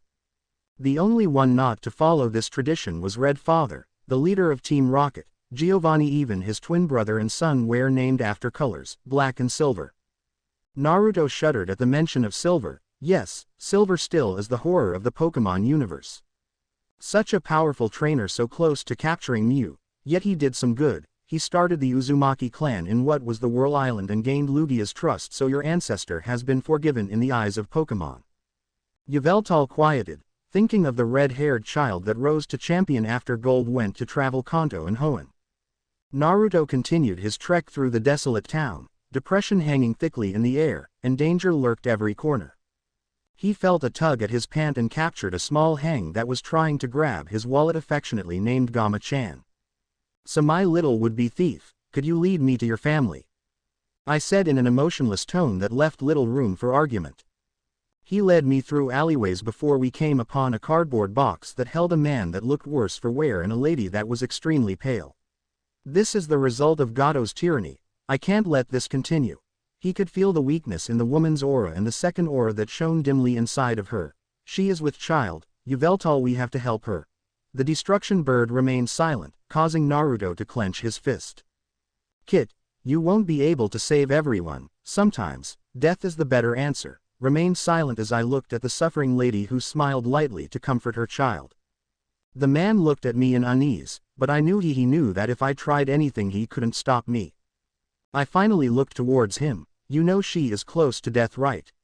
He nodded. I could feel my anger rising. A life that didn't even get to see the light of day would be forever lost thanks to Gato and his employers. She is with child, and you are also being slowly eaten away at by maggots. He sadly nodded and I looked at the little child. I could see a lot of silver in him, the drive to protect, but should he lose what he cares about most, he could become the world's greatest threat. We found him in ruins south of east of this town. He was surrounded by a red aura of sorts that leaked malevolence and hate, yet we couldn't leave him. The man said in between coughs, please do a dying man a favor, save him, and if you could save my unborn child and wife. I felt my heart clench. Your wife is beyond my abilities, even those of Tsunade Senju, but the children I could probably save. He nodded happily and looked towards the young boy. What is the boy's name? Natio. We named him Natio. I looked at the red-haired boy. I began to take in his feature. He had deep red hair and on the left side were 3 lines of black going across. He looked little like the N of the past, but I doubted could be the reincarnation of the king of Team Plasma. Naruto looked at the 2 adults who now had their eyes closed. Lady Ho-Oh, please, grant me this request. The silent prayer was answered as the alley glowed. When the light died, the two adults were gone and a small Zorua replaced them. Thank you. I picked up the sleeping 6-year-old and the small Zorua. The only ruins east of here are the ruins of Uzushiogakure. What could that boy be doing there? Naruto shrugged, but that question bugged him as well. He could be a Uzumaki that Lugia saved, but then why would Lugia give him up? Naruto knew the answer. The Pokémon were supposed to still be secret and there was the little chance that the boy would be captured and Lugia's location was exposed. It was sad how humans still haven't learned from their mistakes. Of all the team leaders, Naruto believed that only Archie and Maxie learned their lesson, but they were overthrown sadly, and that began the cataclysm of the Pokémon world and the beginning of the Shinobi nations. Hello Kyuubi Jinchuriki. Naruto's heart nearly stopped as a calm, almost bored, voice spoke behind him. Naruto turned to see two men. The one who spoke looked a little under 6 feet. He had onyx eyes and long pronounced tear troughs, jet black hair that was wrapped into a ponytail that was hidden inside his cloak. The other was over 6 feet tall and looked very much like a shark, his sword only adding to the look. We need you to come with us, young Naruto, and the boy as well. His Uzumaki blood will help our organization's mission. Naruto glared at the two, creating a shadow clone to take the boy to Kakashi. Who are you two? What's your business with me? The shark man grinned sadistically, slamming the tip of his sword into the ground, causing more cracks along the cobblestone. Kid, be careful, he carries just as much chakra as the Sanbi.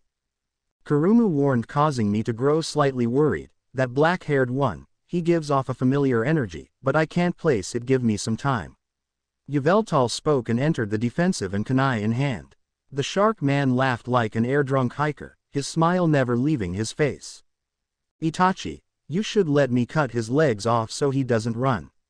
I gulped as I recognized the name and activated my Sharingan, the 3 tomes spinning madly. Itachi let a surprised look overcome his normal emotionless face as he saw the coveted dojutsu. So he's an Uchiha after all. Looks like I owe Sasori a new body for a puppet. He can use the Jinchurikis when he is captured. Don't kill him yet, Kisame, we need him alive for now. I cursed under my breath as the missing nin rushed me. I ducked the swipe of the sword, my Sharingan picking up the sword's irregular motion.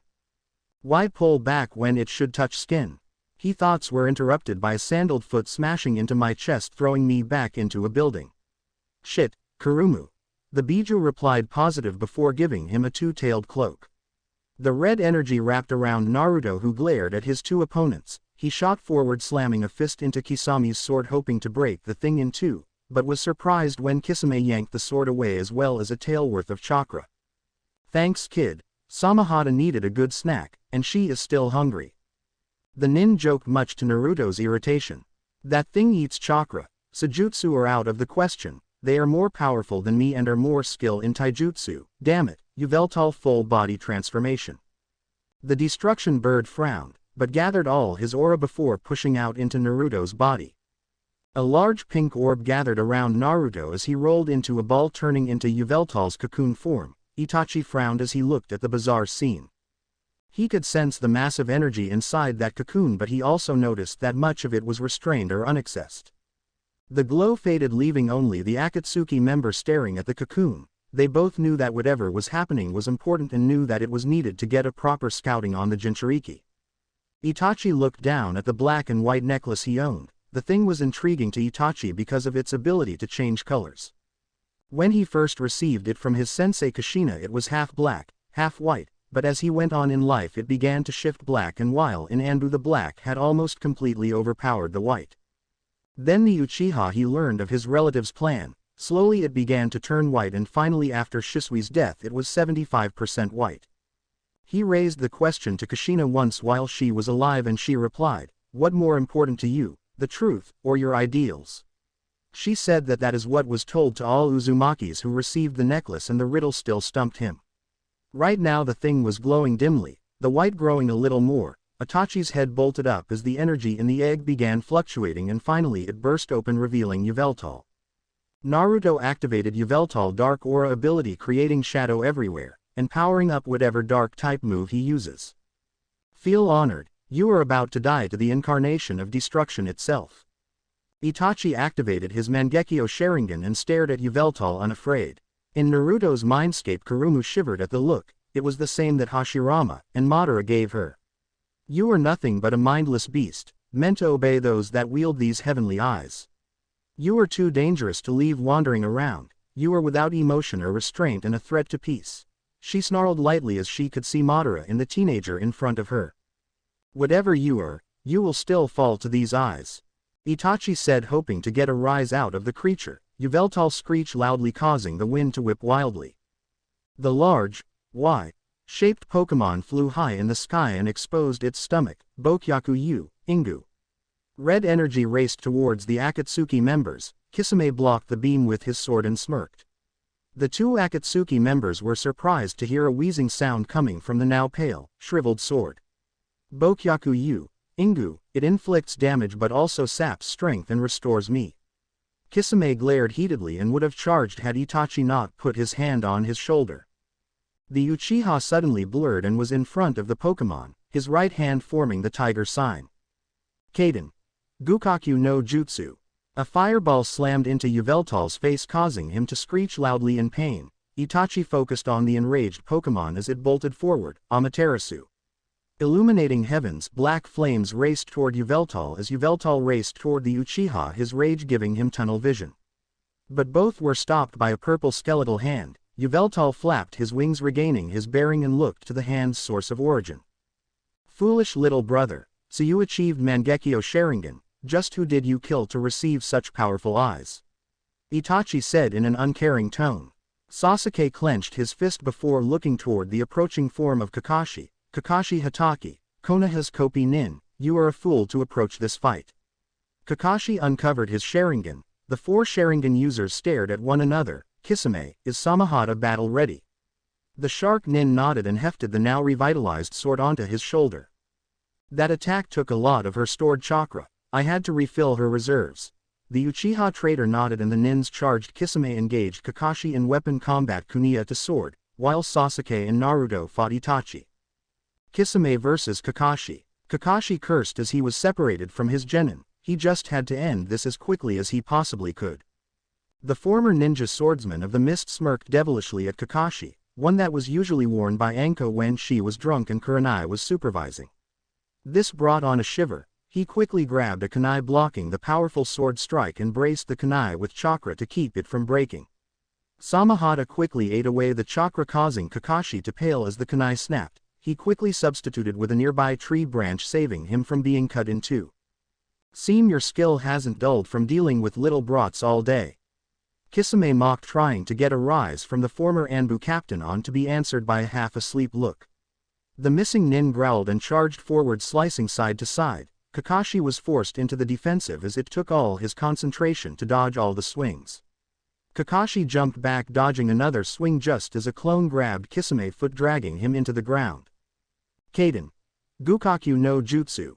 The fireball engulfed Kisame's head, leaving only charred remains. Kakashi narrowed his eyes. Come out. Not even Zabuza would have fell for that.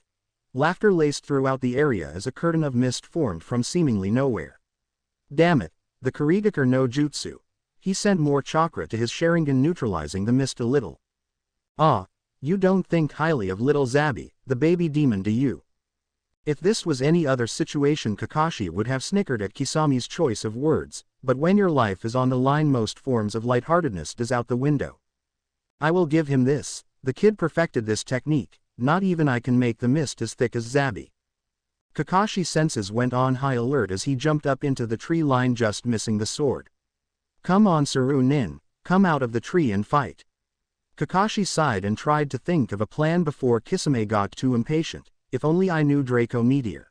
He thought, remembering what he read up on the most powerful of the dragon-type moves. Mist contain water vapor, right? Could it conduct electricity? He channeled lightning chakra in his hand that began a Reikiri. Raiju Hashiri no Jutsu. Lightning beast running jutsu. The now hound-shaped lightning construct ran toward the mist. Lightning danced throughout it as it gave off a now pale blue glow. Did I get him? Single quote dot. Nice try, Hatake, but who said I was in the mist? The sword latched to Kakashi's arm, shaving his sleeve and some skin in the process. Kakashi felt a considerable drop in his chakra level and groaned. He hopped away, Kisame close after. Reikiri. The lightning blade formed of his right hand as he charged Kisame. The blade pierced the sword, then grabbed Kakashi hand, eating his chakra. Kisame smirked but then spat up blood as he looked behind him to see another Kakashi Arakiri through his heart. Mud clone. Was the only thing Kisame said before turning into dirt, surprising Kakashi. Damn it, how didn't I notice? Wait, I looked Itachi in the eye before I uncovered my Sharingan. He must have locked me in a genjutsu. Kakashi nodded and the battered clone dispelled, and Kakashi quickly made his way to Sasuke and Naruto. Sasuke and Naruto vs Itachi. Naruto and Sasuke stared at Itachi. The transformed blonde's ice blue eyes glared at the true Uchiha clan heir, and Sasuke pulled a small selling scroll from his pocket. Naruto watched as he unsealed Izuna's sword, causing Itachi's eyes to rise. The young Uchiha's image rippled before he was in front of Itachi's sword, ready to root itself into the elder Uchiha who burst into a murder of crows. Even with those eyes, you are still too weak, dear brother. Itachi said, locking eyes with Sasuke, and muttered one word, Tsukuyomi, Moon Reader. Tsukuyomi world. Sasuke looked around. He saw the dead bodies of his former kinsmen and snarled. You are a fool, Itachi. I am the king of nightmare. Fall to my eternal illusion, Dakiboido. Multiple black balls formed from Sasuke's hand, then flew of bouncing of the wall of the Tsukuyomi, cracking it. Itachi's eyes widened as he saw nothing but darkness. Even the glow of his Mangekyo seemed dull. You are where you shouldn't be, mortal. A smooth, sinister voice spoke, chilling Itachi to the core. Out of the shadows stepped a man. He wore a tattered cloak that seemed to blow in non-existent wind. He had coal-black eyes that spoke of eon of knowledge and power. His face pointed with a 5 o'clock shadow. Think Zangetsu from Bleach. I have had enough of your presence. Leave the Lord of Darkness in peace, Dakukurusu. Itachi was ejected from the mindscape painfully, causing Darkrai to chuckle lightly. Real world. Itachi spat up blood as he returned to reality. How did he break Tsukuyomi, and that person, the Lord of Nightmares? He looked at the smirking Sasuke. You are better than I thought, but you are still weak. You can't use Susanoo again, can you? And you dare call yourself the King of Nightmares? I'll make you experience a true nightmare. Itachi said in a hardened voice that spoke of little mercy and much pain. Hurricane. A large twister of wind raced towards the surprised Uchiha, who quickly made the ram sign and fire a fireball toward the hurricane, only to be surprised by it being brushed aside. Fire is neutral to flying, Itachi, now die. The transformed blonde smirked as he saw the Uchiha be swept away by the intense winds. Kit, something is trying to subdue me, it the Uchiha's Sharingan. Kurumu growled weakly. I felt the slightly fluctuating chakra and growled as Itachi dug deeper into my subconscious and found Yveltal. The destruction bird screeched angrily at the audacity of the mortal to try and subdue him, the incarnation of destruction and mayhem. You crossed the wrong Pokemon, mortal. Feel the fury of Yveltal. A beam of red light shot towards Itachi, who dodged it and pulsed more chakra to his Mangekyo. Yveltal felt his powers slipping slightly and began cursing Indra Uchiha and those damned, blessed eyes. Those things could only be fought by a powerful psychic type or Darkrai and Cresselia. You are trying to control nature itself, boy. Do you know the repercussion for that? Itachi looked on blankly at Yveltal. You are merely a mindless animal, one to be controlled by those with heavenly eyes. You are nothing more than a pet to the Uchiha. Yveltal's eyes glowed a blood red and he raged. He shot a volley of dark pulses at the Uchiha, who dodged. He sounds just like that fool Lysandre. I won't be used like that again. As was a fool, Lysandre was a fool, and he is the greatest of them all if he thinks I'll bow to his whims. His attacks managed to wake Kyuubi, who looked at the Uchiha, and charged a Amari. The Amari, Dark Pulse combo forced Itachi out and he looked at the untransformed blonde in surprise. Ryuden. Doragon Reiji. Dragon Rage. Kakashi burst from the treeline, a Raikiri in hand, while a clone fire a Dragon Rage at the missing nin, who was dodged the ball only to get impaled. I know you are a mud clone, Itachi smirked before turning to Mud. Tazuna's home. Sakura patched up the team when they returned and updated her of the situation. Kakashi sighed as he summoned Pakun to tell the Hokage of the situation. I signed up for AC rank mission and it was bumped to high B rank than S rank. What a resume for some green genin, he thought with a small smirk hidden behind his mask. He saw the small boy that he remembered was named Inari run upstairs, tears in his eyes. Tsunami about to run upstairs to console him, but Kakashi held her shoulder. This incited a blush on the widow as she saw the small eye smile.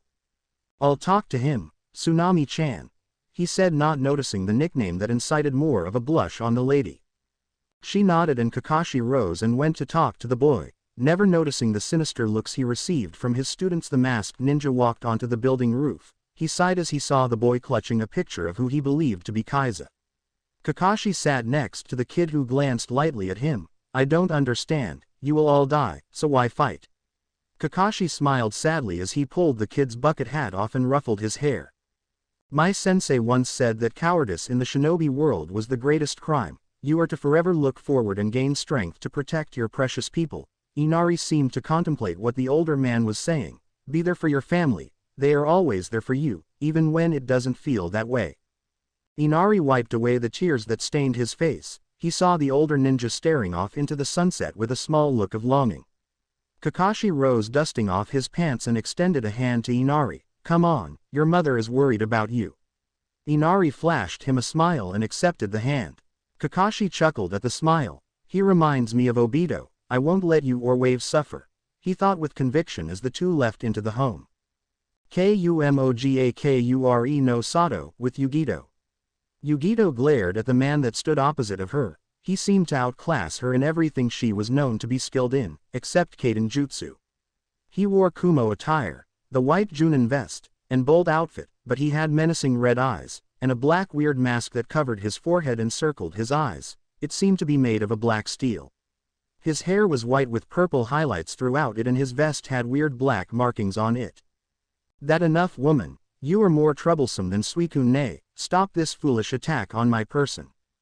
His voice was deep and boomed like thunder, demanding respect. She could feel the power roll of him in waves, but she wouldn't let him escape. Foolish girl, very well, fall to the legendary beast of thunder, Raiko. His eyes flashed red momentarily before he crouched on all four. Yugito watched in amazement as his form glowed brightly before dimming, revealing a lightning bolt yellow tiger-like creature, Sonda. Thunder. Yugito noticed the clouds darken before the heavens themselves were ripped apart by a large thunderbolt flashing her way. She felt something grab her waist, pulling her away from the thunderbolt. She focused in to see a large green dragon carrying her as it floated over Kumo. Shit, why does weird shit happen to me, Nibby? What is this thing? The two-tailed cat had been whimpering while she fought the man, but now she seemed to be in awe. These are the predecessors of the Biju, the true embodiments of nature, Rayquaza, lord and creator of the sky, and Raiko, the legendary Raiju. Yugito noticed the raikage and the bolt prepared to attack before a voice called out. Whoa brother, wait. Sorry if my explanation's a little late. Yugito was sure she was dreaming as the dragon spoke in Killer Bee's voice, an annoying Inca rap. I friend, and so is Raiko. He was defending himself from Yugito. Raiko glared heavily at the floating green lizard before scoffing. Bee, explain this crap now, or prepare for the worst pain of your life. I roared angrily, causing the dragon to cower. Truthfully, it was amusing that Bee is still frightened of I even as a huge dragon. Once everything returned to normal, Raiko, Bee, and Yugito were taken to the raikage, who looked at Raiko in suspicion. Watch your glare, mortal, or you will die. I was about to retort when Bee popped Raiko over the head and in Rayquaza's voice spoke, telling him to behave himself.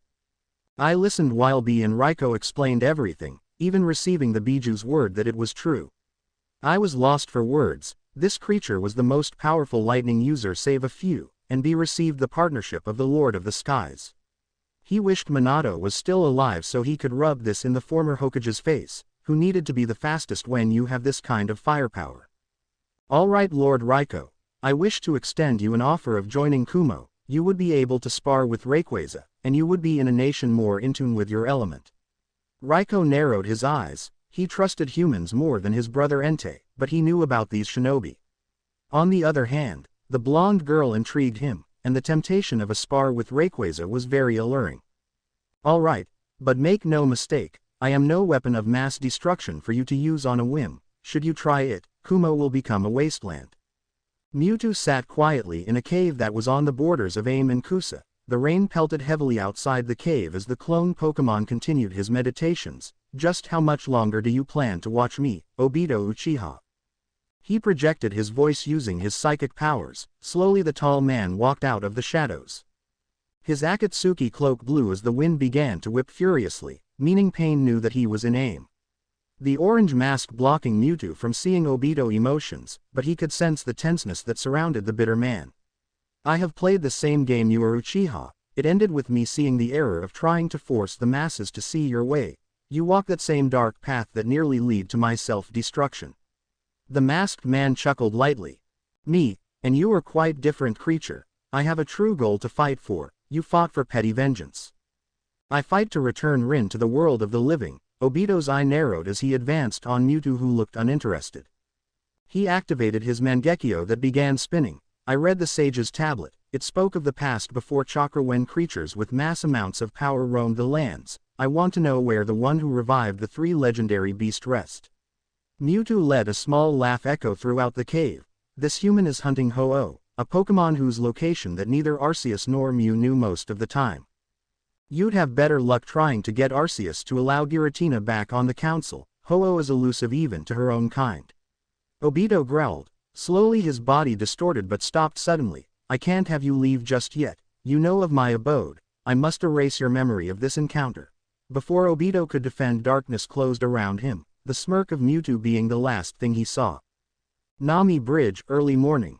Team 7 watched as shadow clones, and Tezuna's men worked on the bridge that had Nami every single last hope on it. Truthfully, Team 7 intimidated the workers slightly because they were attired for intense battle. Zabuza was striking today and they planned to be ready for him. He knew the plan. Kakashi will fight Zabuza, while Sasuke and Sakura took on the Demon Brothers, and Naruto handle Haku and hope Articuno doesn't make an appearance. He thought about the 2 kids back at Tezuna's house and how the little Zorua seemed to understand that it needed to protect them. He just hoped the small trickster could. Naruto was shaking. He was a nervous wreck. He knew their chances of success were slim, but if Articuno decided to attack, they were most likely going to lose this battle. Just as this thought formed, a heavy mist began rolling onto the field. Naruto could barely make out the silhouettes of his teammates. Well, looks like you are about to dance, kid. Be careful. Kurumu warned as Naruto received the memories of one of his clones that got sliced in half by Zabuza. Naruto hopped away as a large ice blue beam tried to hit him, freezing the immediate area. He could see the slight glimmer of Articuno plumage as she flew overhead. Naruto cursed as he began dodging more beam and Senbons. They are playing in their battlefield. They are surrounded by water and have this thick mist up. Single quote. Lord Arceus, if you hear me, send help. I thought and felt the wind shift slightly as an arch of thunder and a funnel of flame shot through the mist. The mist began to recede as now 3 large birds flew in a circle. One was orange and its feathers were flames, even the bit on its head. One looked like its feathers would cut your finger should you touch it. It had black and yellow plumage and the longest beak of the 3. Zapdos. Moltres, this is so fucked up. Articuno glared heavily at her brother and sister before firing an ice beam at the 2 who dodged. Ice is super effective against flying. Electric is super effective against flying. Moltres is at a disadvantage against those 2. I thought but had to dodge a hail of ice and bonds. Haku, Gozu, and Maizu were staring at the 3 genin as Zabuza looked at Kakashi. Looks like a rematch. We got them, Kakashi-sensei. Kakashi nodded and charged Zabuza, kunai in hand. Zabuza versus Kakashi. Zabuza glared at the copy nin as he approached. He grabbed Kubikiribocho and swung it easily. Kakashi hopped over the sword before spinning, planting his foot into the missing nin's chest, sending him skidding back. Ninja rule number 4. When at a disadvantage, cheat. He thought as he pulled salt and pepper out of a small pouch on his belt. This Zabuza came forward, his sword on his back. Kakashi smirked and tossed the combination into the man's eyes. Zabuza began coughing heavily as Kakashi charged Reikiri. He bolted toward the man who glared, his eyes blood red. Boom. Kakashi's eyes widened as the water clones exploded, knocking him back, only for Zabuza to close. Sword slash came quickly, slicing some strands of Kakashi's hair, as he ducked the swipe. Kakashi planted his fist into the missing nin's gut, receiving a pained grunt. Zabuza let go of the sword as it began twisting in the air, making a circle, and rounded to Kakashi, who ducked, only to receive a punch in the jaw. Zabuza grabbed the sword again and tossed it. Kakashi engaged Zabuza in taijutsu, occasionally dodging Kubikiribocho as it became a makeshift boomerang. He rolled behind Zabuza, his kunai in hand, ready to pierce the man, but his hand was caught as Zabuza threw him away before grabbing the sword midair and tossing it again. Damn it, that sword is a nuisance. I can't keep Zabuza busy without being near cut in half. His Sharingan began pulsing chakra. Calm down, Obito, I can handle this. Single quote. Enough games, monkey ninja. The only reason you keep dodging Kubikiribocho is because of Sharingan, but Haku showed me how to neutralize it. Kakashi's eyes widen as charged a Raikiri in hand only for a column of flame to race past him. He looked up to see Moltres fighting Articuno while Zapdos circled the two waiting for an opening. They aren't backup, that is merely a grudge match. He frowned as a bolt of thunder landed near Zabuza, who dodged. Kurigakur no Jutsu. A heavy mist soon flooded the area as Zabuza's voice carried throughout it. Now you have to watch me, them, and Kubikiribocho. Tell me, do you feel lucky? Kakashi could feel the mist cling to his body as Zabuza silently moved through it. Plumes of flame cut through the thick mist as Kakashi silently tried to track Zabuza. His breath hitched as he heard something behind him, only to be the wind. Killer intent leaked through the thick mist, unnerving the Junin more. You are nothing more than a poser. You are no ninja. Ninja are meant to be ruthless and efficient. Yet you think that you can walk in the light forever. Zabuza's voice ripped through the created fog, his voice holding only malice and hate. Copy ninja Kakashi, reduced to a mere shadow of himself. You want to know the true reason I am named the Demon of the Hidden Mist? Kakashi couldn't find his voice. Had he underestimated Zabuza's ability so much? This killer intent was equal to that of an S-rank ninja. Every year I looked hopefully at the academy. I hoped to one day gain friends, but I learned something from eavesdropping on some Junin. That every student would have to kill their classmate. It was then I knew that Kami abandoned ninja long ago, he said with so much conviction that he believed Minato said it. When I heard that, I began to see Mizu for what it really was. Every street was crying families, children being killed for having bloodlines, mother having to watch their child life drain away as the Anbu walked away, some being abused before being killed. All this being seen by a mere child. Kakashi couldn't even tell if anything was moving. It seemed that the world itself had stopped to hear Zabuza's tale. Seeing this, I decided to do one good before I accepted my fate as the devil's plaything. I went to the academy, stole a kunai from a Chunin teacher and slaughtered every student there, even the teachers. I stopped the bloody mist and saved them from having to made bonds and destroy them for a cage's mere amusement. Zabuza appeared behind his sword resting on his shoulder. I've accepted my sins. I've accepted that I've abandoned the light to serve as a ninja. And I don't regret it, because without it I have no purpose. He swung the sword, catching Kakashi on the side before he jumped away. You are just bitter, Zabuza. I won't abandon my path because of the things I have seen. That is the coward's way out, Kakashi growled as he held his side. Zabuza sneered as he looked towards the fighting trio. You say we have been abandoned by Kami, but what do those three think? Zabuza looked at Kakashi murderously as a purple haze surrounded him. Kakashi now was staring at the visage of a demon. The missing nin charged faster than before and swiped, but Kakashi blocked with a kunai that snapped under the pressure. Kakashi backflipped away and tossed shuriken at Zabuza, who charged right through them, ignoring the cuts that littered his body. You know nothing, poser. Konoha has always hidden themselves from the dirtiness of the shinobi world.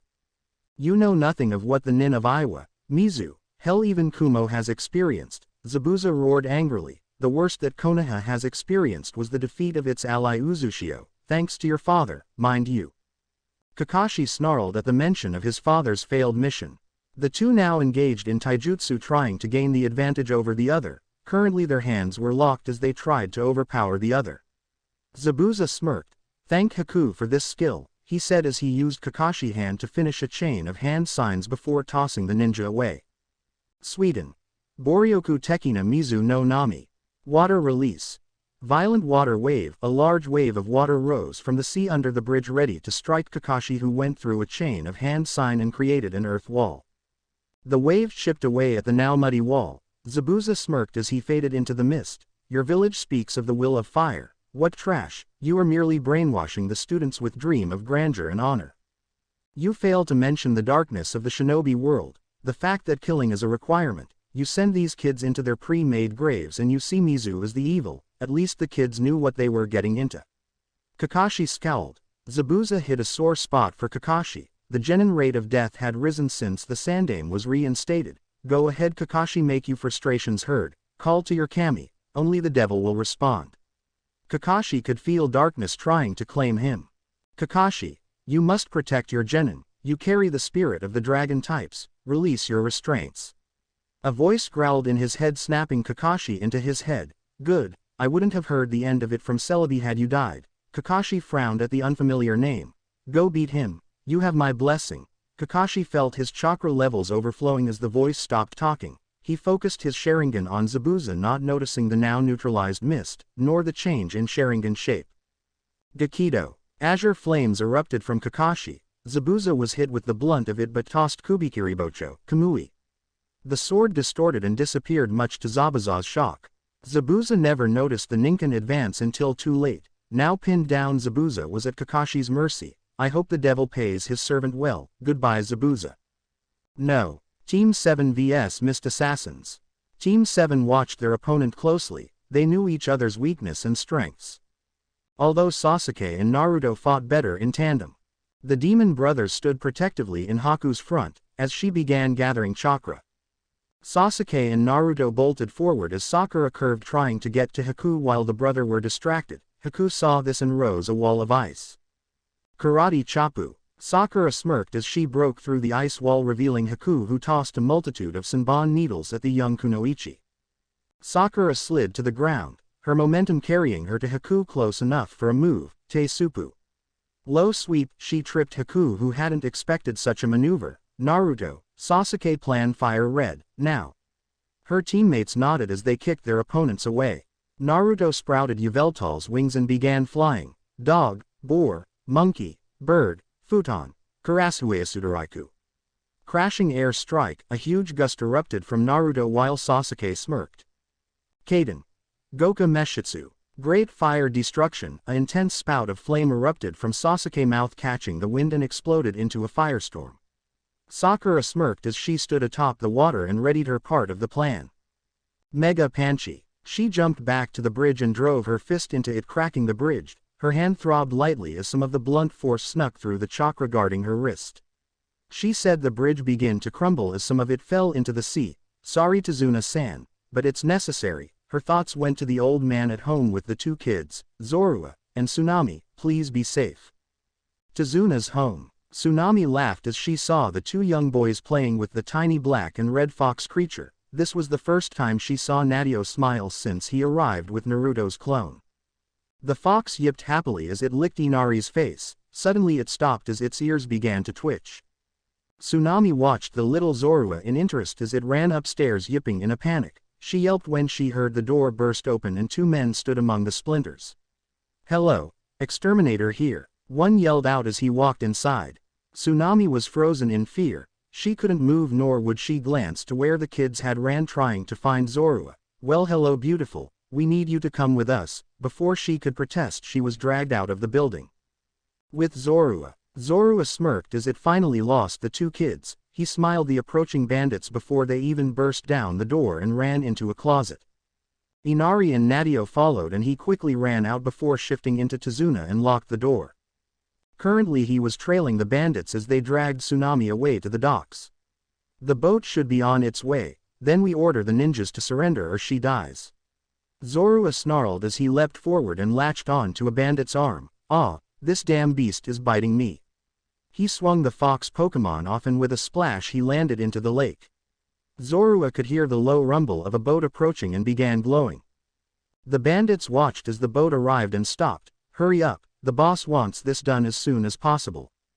They nodded and began moving to the boat but stopped as it began rising out of the water. The bandits shook in fear as they stared at the large blue monster that rose out of the lake.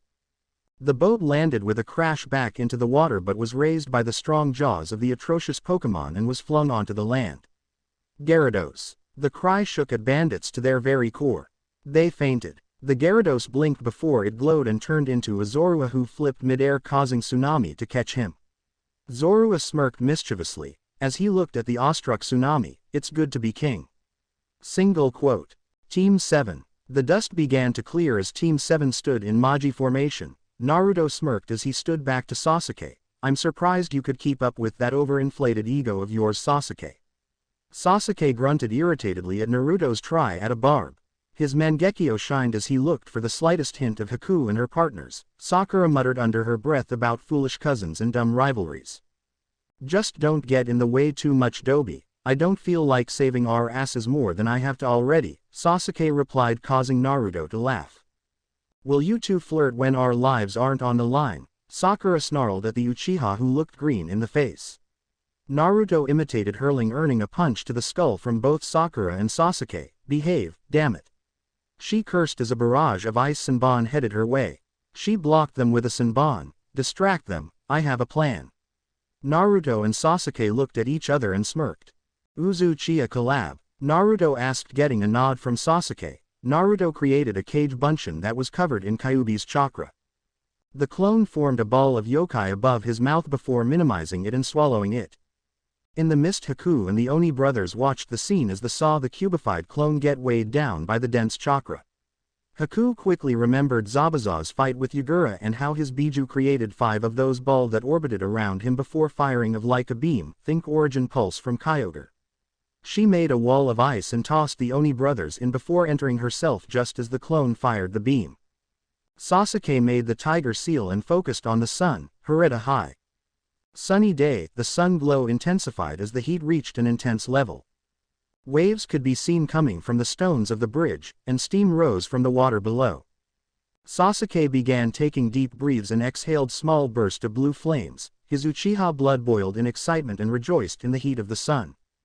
The blue flames began to circle the Uchiha as he continued to breathe and soak in the heat. He smirked when a strong wind picked up behind him. While under sunny days influence, Sasuke will use Azula's avatar, the last airbender, fighting style. He charged at the heat signature of Haku and the Oni brothers. He jumped and swung his leg, sweeping flames at the ice user. Haku dodged the azure fire as the Oni brothers charged, only for Guzu to catch a punch in the face by Sakura. Maizu tugged the chain connecting the two, disconnecting it before he was sent flying with his brother. Sasuke continued his assault on Haku, who created ice wall after ice wall for defense, each quickly being melted by the Uchiha. Haku threw a barrage of Senbon at the Uchiha, who punched a fireball at them, melting them. You're done, Kaden. Gukaku no Jutsu. The azure flaming ball raced to Haku, who flinched at the heat coming from it. Suddenly Sasuke felt a small pebble-sized piece of ice hit his arm. His eyes widened in shock as the fireball lost its blue coloring and returned to its orangish red. Articuno. She must have used hail. Haku created another ice wall which held off the fireball, and smirked at the boy. Darkrai, we have a problem. The nightmare Pokemon grunted at the words. Isu Senbon, Ice Senbon. The Senbon formed in the air before launching at the Uchiha. Sasuke cursed as he rolled left, only for Maizu to appear, clawed hand extended. They claw connected but ripped apart a tree leaf. Thank Arceus for the shunshin, the young Uchiha thought. Where is Sakura? Was her plan to punch Guzu in the face? Old habits seemed to die hard. He trusted Sakura, but he couldn't help but underestimate her at times. Some say you speak of the devil and he shall come. Well, the ground began shaking fiercely, causing Sasuke to blanch. She can't possibly know earthquake, could she? Naruto was flying overhead as he tracked Maizu down after his failed attack on Sasuke. He smirked as he brought the wings together. Oberibianu, Ingu. The red beam of light raced toward the missing nin, who couldn't dodge it. The light impacted Maizu, who was thrown back. He rose to his feet and looked at Naruto. This is what is known as the Medusa effect. Maizu was confused but soon learned that he couldn't move his legs. He looked down to see his body slowly turning into stone. At least now you will never die. After all, art is eternal. Maizu froze an expression of shock and fear on his face, causing Naruto to scowl. Always the face that is wrong. He sealed the body into a scroll and flew off to find Sakura and Sasuke. Sakura was actually having a blast. She never felt so free in her life, one of the cons of being quite sheltered. Right now she was making a fake earthquake by using Mega Punch on the ground with a little chakra to boost the power, or her clone was making the earthquake while she handled Guzu. He was more skilled than her. While she held the brute power advantage, so she focused on using shinobi traps and landing a few hits when she could. She smirked as she placed a seal on the ground that glowed red before turning into a sort of glyph. For those who play Dragon Age as a mage, you might know that this is Fire Mine, my personal favorite fire spell. Kakashi-sensei said that Jiraiya of the Sannin created the seal with help from the Yondaime Hokage and gave them to Sakura because Naruto wasn't one for setting up the battlefield. Sasuke was a pyromaniac who would use them too early just to see the power of it. She giggled lightly at the thought of the two. She hopped back as the seal stabilized, lost its glow. Mizu burst from the foliage, a pissed-off expression on his face. Sakura began her plan as she backed away in fear of the ninja, parts of the unfinished trap falling from her hands. Enough of your tricks, now you die.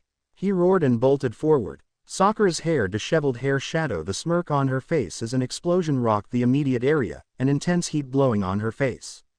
She heard nothing else, not even a yell, but all that was left were charred remains. She quickly ran to find Sasuke so they could finish off Haku as she saw Naruto fly overhead. Sasuke wasn't having a good time. The damn girl could use some form of teleportation that allowed her to flit from mirror to mirror. Worse yet, he couldn't copy the damn ability. Damn bloodline-specific jutsus. He cursed as more needles pierced him. Where the hell is the Dobi and Sakura? I want to save Darkrai's power for Zabuza should he still be alive. Single quote. Mega Panchi. 2 ice mirrors shattered as Sakura's fists embedded into them. Naruto landed, the wings fading like smoke into the wind. Sasuke quickly shunshin to them and looked at the shocked Haku. Naruto smirked at Sasuke. What's wrong, Tem? You get your Uchiha ass handed to you. You are an Uchiha as well, Naruto. I would think you'd have more respect for your clan. Sakura said, silencing the boy. Give up, Haku-san. You're outnumbered. I can outspeed you with a technique of mine, and Naruto still has tons of chakra remaining. Haku looked torn as realization came upon her. She was beaten. She failed Zabuza-sama, but he wouldn't want her to go down without a fight. She readied herself to fall like a warrior. She bristled as a sense of foreboding came over her. Diaresis, no. Diaresis. She created an ice mirror and shot into it. Kakashi charged the Reikiri as Zabuza glared at him while being held down by the dogs. He bolted forward and readied the strike only for the girl to get in the way. His eyes widened as he buried his hand into her chest. She gasped softly, her body convulsing slightly, but glared at Kakashi and gripped his wrist. Diaresis, Zabuza-sama, do it. Diaresis. The demon hesitated. For once in his life he hesitated. This was the girl he raised from 5 years old, his daughter and partner. He would miss Guzu and Mizu as well, but Haku carried a closer part in his heart. He steeled his eyes as he swung the kunai he grabbed from his pouch. Kakashi pulled the girl back, stopping her from being damaged further. He looked at the approaching genin who looked battle-ready. Diaresis, be careful, all of you. Take no risk with Zabuza right now. Diaresis. Slowly a purple aura closed around Zabuza, the face of a demon staring at them. The 3 legendary birds stopped their feud to watch what was happening. On could see light trails of freezing water coming from Articuno's eyes. Diaresis. So the demon is nothing more than a farce. Diaresis. Everyone looked to the end of the bridge to see Gato and an army of bandits.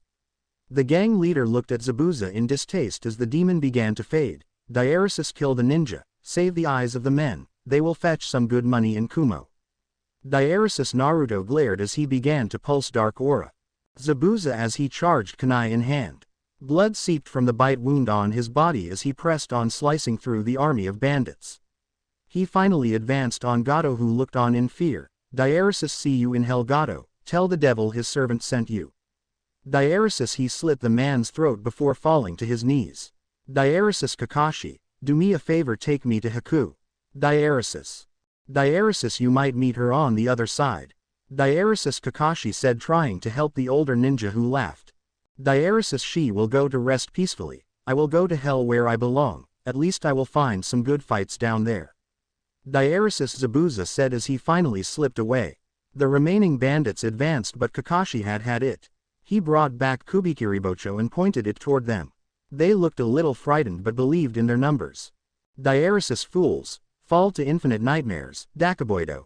Diaresis. Sasuke said as he emerged from the ground in the mass of bandits as Darkrai. The ball enclosed around the bandits and put them to sleep, and Sasuke's nightmare ability activated. Some died from the nightmare, some were killed as a mercy. Naruto could truthfully now understand the power of Darkrai, and he shivered at it.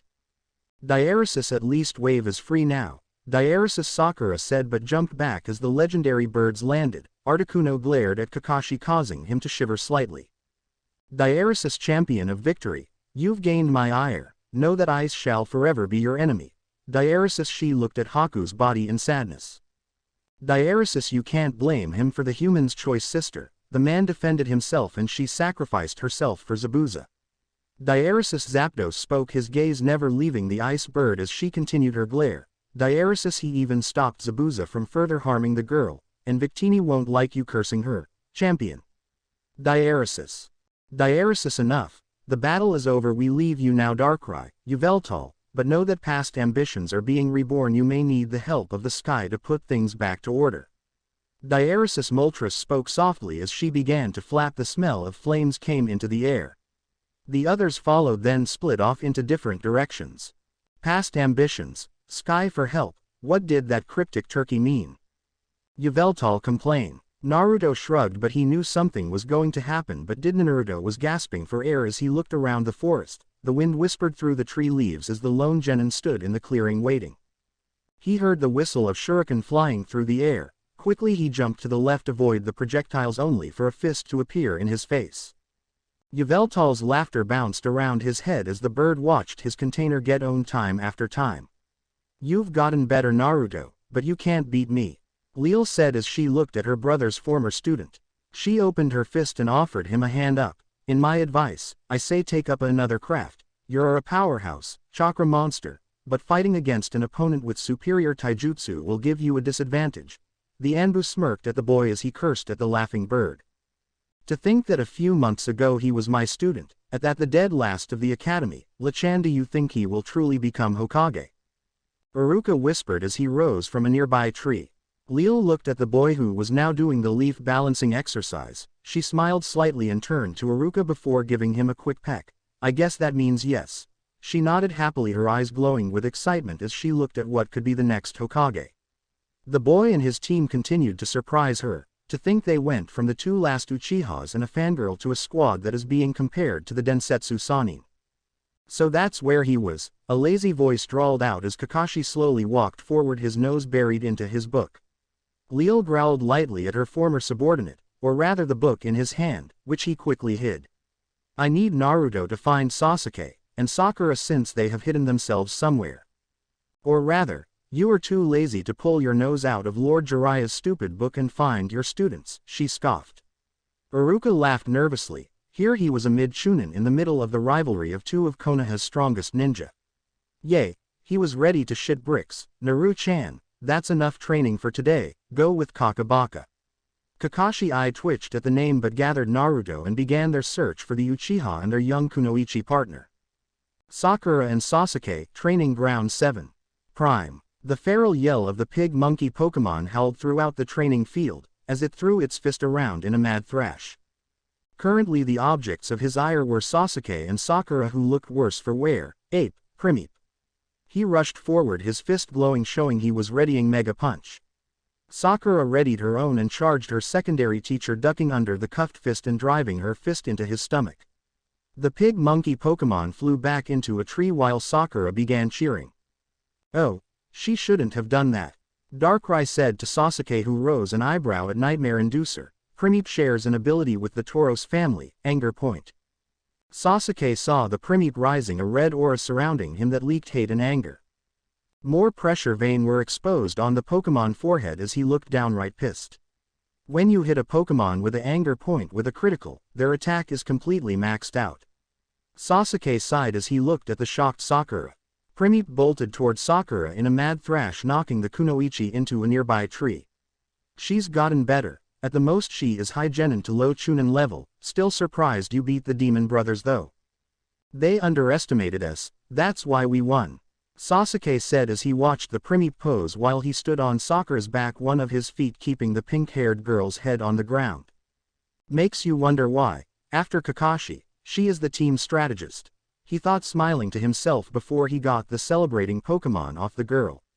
Sakura huffed as she glared at Primip, who returned it, each looking into each other's eyes.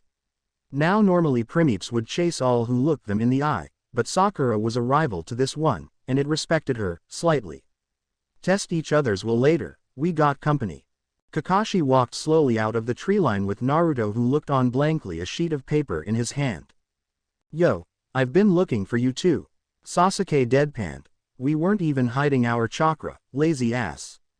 Sasuke and Sakura walked over to their teammate, nodded. Look you three, the Chunin exams are coming this year and I think you have the potential of making Chunin right now, but are you three just as confident, or do you want to grow more as ninja first? Kakashi remembered the dangers of the exams, and this brats were like his kids, he wouldn't send them in there without being sure they were ready. Hokage-sama has informed the Junin that Gen informs Suna, Kumo, Iwa are participating. Are you ready to face foreign enemies you know nothing about? Itachi advanced to Chunin so much faster than me. I know that I'm ready, but is Sakura? Sasuke thought of his brother with disdain, and worried for Sakura, who could very well be underprepared for these exams. Foreign competition, huh? I wonder if I will meet a decent challenge. Naruto thought, and Yveltal nodded. I can do this. I trained harder than ever to reach this level. Sakura spoke to herself. Maybe, but only recently. The other ninja have trained hard since they were in the academy. Even Ino Pig trained more than we did. Inner Sakura said, crushing Sakura's hope. That doesn't matter. Sasuke and Naruto are ready, and I can't hold them back because I was lazy. Single quote. Tree of Origin. You are really growing as a person, young cherry blossom. Back with Team 7. Kakashi passed the Genins of form. That the consent form. Think it over. If you accept the challenge, then go to the academy. The team nodded, and Kakashi turned only to look into a pair of amber eyes. The temporarily forgotten Primip glared into Kakashi's eyes. Kakashi-sensei, you should begin to run. Sakura yelled as Primip let out a primal battle cry before pouncing at the copy ninja only for him to substitute away. Primape's nose twitched, picking up the copy ninja's scent, and went on the immortal chase. Well, at least Primip will be preoccupied. Sakura sighed as Naruto laughed loudly.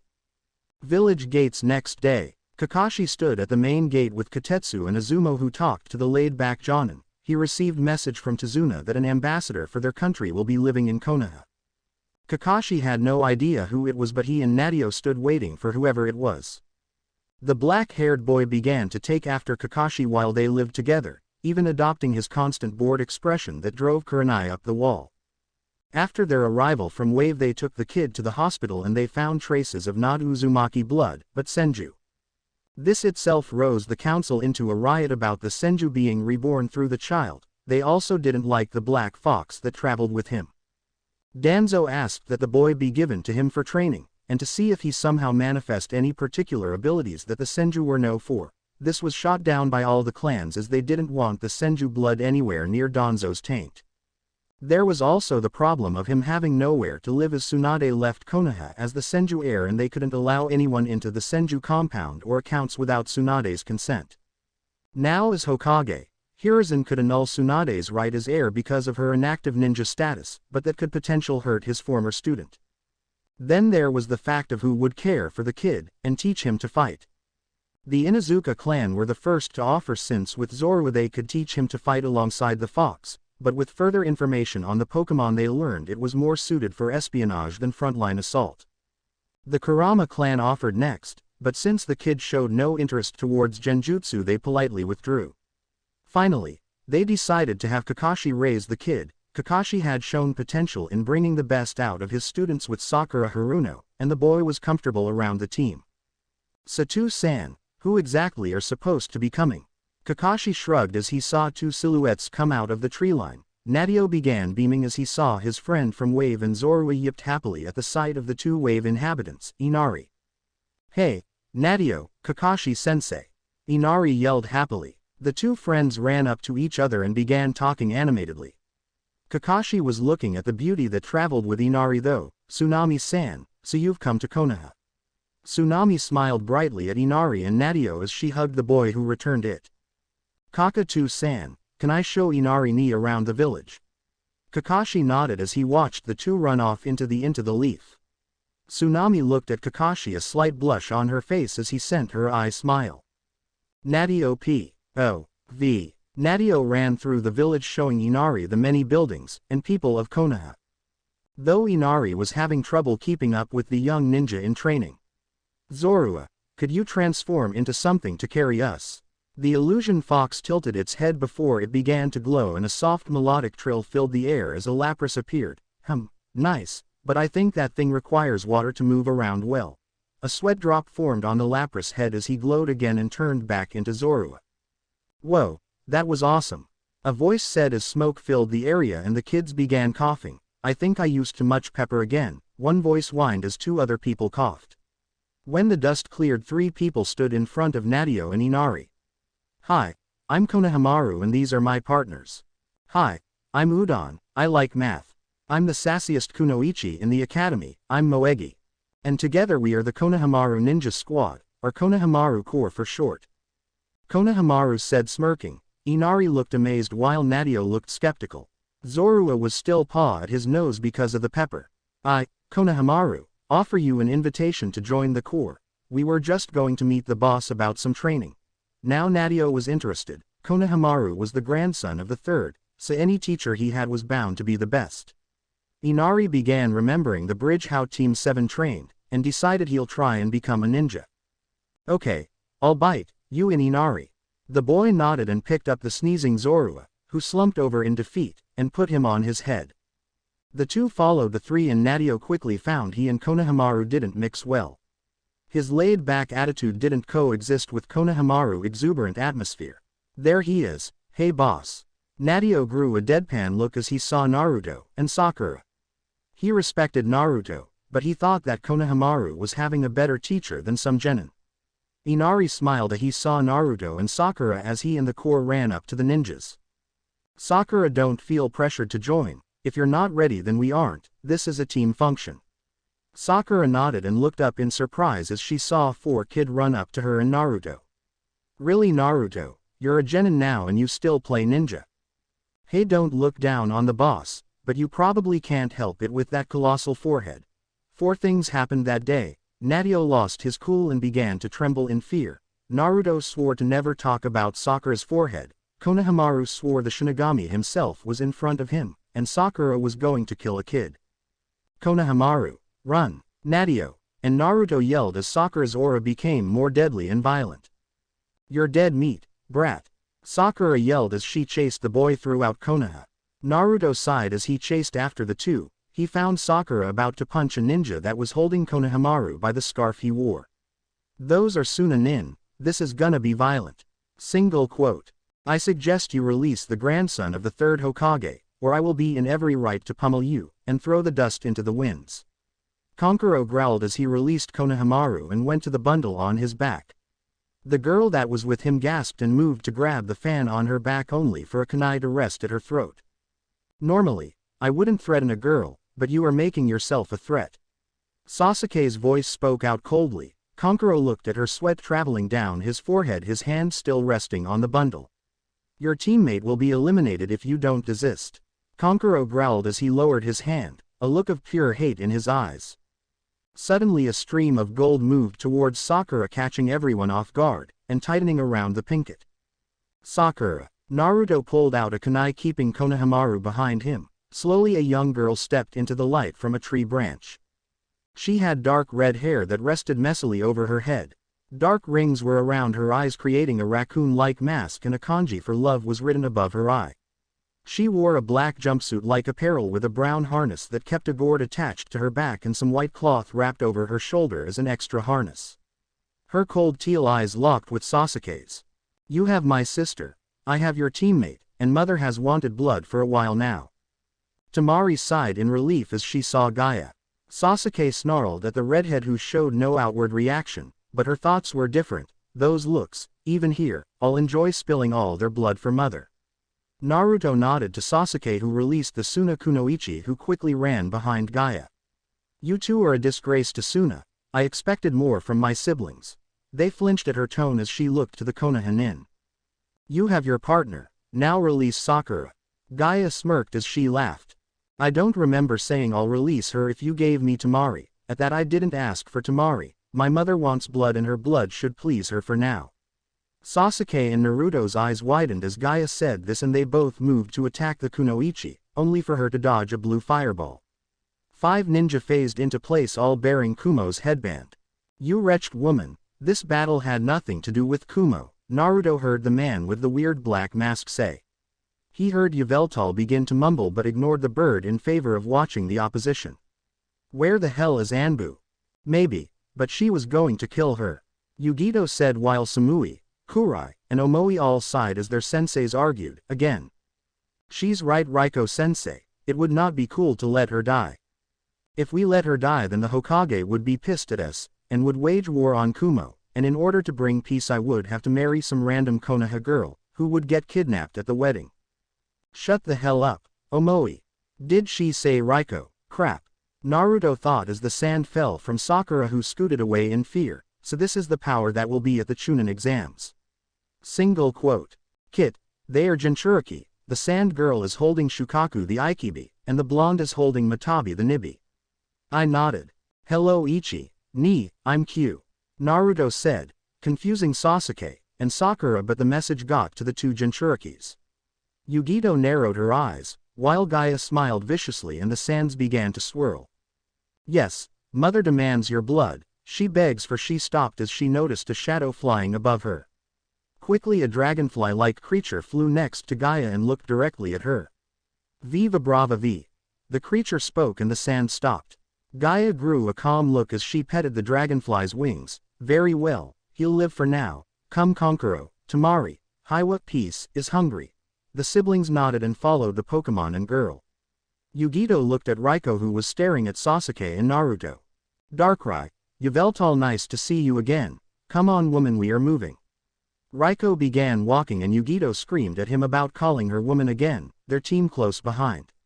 Naruto turned to Sakura, whose face was stained with tears as she was curled up. Sakura, you aren't weak. Gaia is just different, like me. She looked up at that as Naruto walked off. Sasuke, warn Hinata and Neji about the Kumo ninja. Be sure to watch Neji as well, he might attack them. Sasuke nodded as he helped Sakura up and walked with her to the Hyuga compound. Next day, Academy building. Naruto sighed as he waited for Sasuke and Sakura. After reporting his findings to the Hokage, he was told to be careful, and that measures would be put in place to subdue any threat present. Gaia, I want to see just how strong you really are. He glanced up as he saw Sasuke, Sakura, and Team Guy approaching. Naruto and Neji nodded to each other while Hinata gave a more warm greeting. So you are joining us, Sakura? She nodded and Naruto smirked. Rock Lee yelled happily as he embraced the girl in a tight hug, earning a blush from her. Yash, Sakura-chan's youth has inspired me to new heights. I will run around the village twice before this exam starts. Ten sighed, exasperated, pulling Lee by the ear towards the academy, Neji following behind in amusement. All right, let's go, and be careful. The other two nodded as we went inside the building. Naruto stopped in front of the academy with Sakura and Sasuke. He looked over his shoulder and saw a man holding up a pen. Cassie, so you got the information I needed. Naruto beckoned his team to follow him over to the young pale white-haired male. Cassie, meet my teammates Sakura Haruno and Sasuke Uchiha. A pleasure to meet you, Haruno-sama. Uchiha-san. Sasuke rose his eyebrows at the sama part and looked for an answer. The Haruno family aren't a ninja clan, but they are good information gatherers, so when they joined Konoha they created the Thieves Guild. The Haruno family later left the guild and we became disorganized until young Naruto took over. Sakura looked surprised at that. I have the information you needed. Your spy network is becoming quite vast, but it nowhere near Lord Jiraiya's level. Naruto nodded. Suna and Sound are planning something big. Garrett noticed a large mobilization of troops organizing in Suna. Naruto frowned but nodded. If worse comes to worse with Suna and Sound, you mobilize the Thieves Guild hidden route to protect all minors and civilians, understood? Cassie nodded and walked off. Naruto sighed. He missed the simple life of a thief. Steal what you need, little cares in the world, and as long as you didn't cause any permanent damage, the Anbu and higher-ups didn't care what you stole. Come on, if my spy network found this out, then no doubt the Hokage knows already, but I will inform him of the help he will receive from the thieves. Sasuke nodded as he began walking toward the academy. Those two, Sakura has the Thieves Guild as her family legacy, and Naruto is the son of a former Hokage. As hell is Madara's grandson, what do I have as my legacy? You forget your goals, Sasuke. This creature has made you weak. You have forgotten your hate, your promise on your parents' blood. A cold voice spoke in Sasuke's head. Itachi has stolen your legacy from you, and here you are with the power of a god and he still lives. Silence yourself, vile creature. Hate breeds nothing more than disorder, and I'd rather not have Zygarde have to resort to his full form to destroy young Sasuke. That creature would be brought to heel if we killed Itachi, and harvested his eyes. We would have power that rivaled that of the Raikudo Sennin. Yet Mew, Arceus, Primal Groudon, Primal Kyogre, and Mega Rayquaza were many times stronger than the Jubi, who the Sennin barely beat. Darkrai, who is that? Sasuke questioned at the second voice only for it to chuckle. Darkrai cut the connection they shared, leaving Sasuke answerless. Sasuke was unknowingly following Naruto and Sakura, who had caught up to him. So Sakura, what's the plan? The Pinkett hesitated for a second before looking around. Scout out the opposition, try to get a read on their abilities. Sasuke, use your Sharingan to read their chakra levels. Naruto, I know you are going to hate this, but you need to be obnoxious as possible to draw out the hot heads, and I'll play the damsel in distress fangirl of the team. Naruto's eye twitched, but sighed. Datbeo. He yelled loudly, a large grin on his face. We are so about to become Chunin, no matter the opposition. He inwardly gritted his teeth as Kurumu and Yveltal laughed at his expense. The teams that were in the lobby all glared at him and his team, while Neji rose an eyebrow. Be quiet, dead last, you better not get in my way, Sasuke said as he walked past the now seething Naruto. Sakura inwardly apologized as rammed her fist on top of Naruto's head as he crumpled to the ground. Yeah, Naruto baka, Sasuke-kun is right. Naruto rose off the ground, his head looking down as he walked with Sakura. When they were in the clear, Naruto growled, calm down Naruto, you can show them your true strength in the exams. He nodded, a sour look still on his face, while Sasuke smirked. You noticed the genjutsu on the floor above. She could feel the lightly pulsing chakra on the floor above. Sasuke nodded as they walked past quietly and upstairs. So all three of you came. Good, if all three didn't come then the others couldn't take the exams. They glared at Kakashi, who I smiled. Remember, you three are easily Chunin in skills, you just have to prove it now. The team sighed and nodded as Kakashi held out his hand. If you three actually pass, then Team 7 will most likely be erased, or we'll become a Chunin Jonin team, which is unlikely. That being said, you three have been very entertaining to train and have helped me better myself, so thank you. They looked at Kakashi shocked as he smiled and disappeared in smoke. It was like he was saying goodbye, Sakura muttered. He knows how dangerous these exams are, so he was making sure he had no extra regrets other than letting us potentially die. Naruto said. His hand was lightly shaking as he still felt Kakashi grip. This could be the last time he saw the lazy masked Chunin.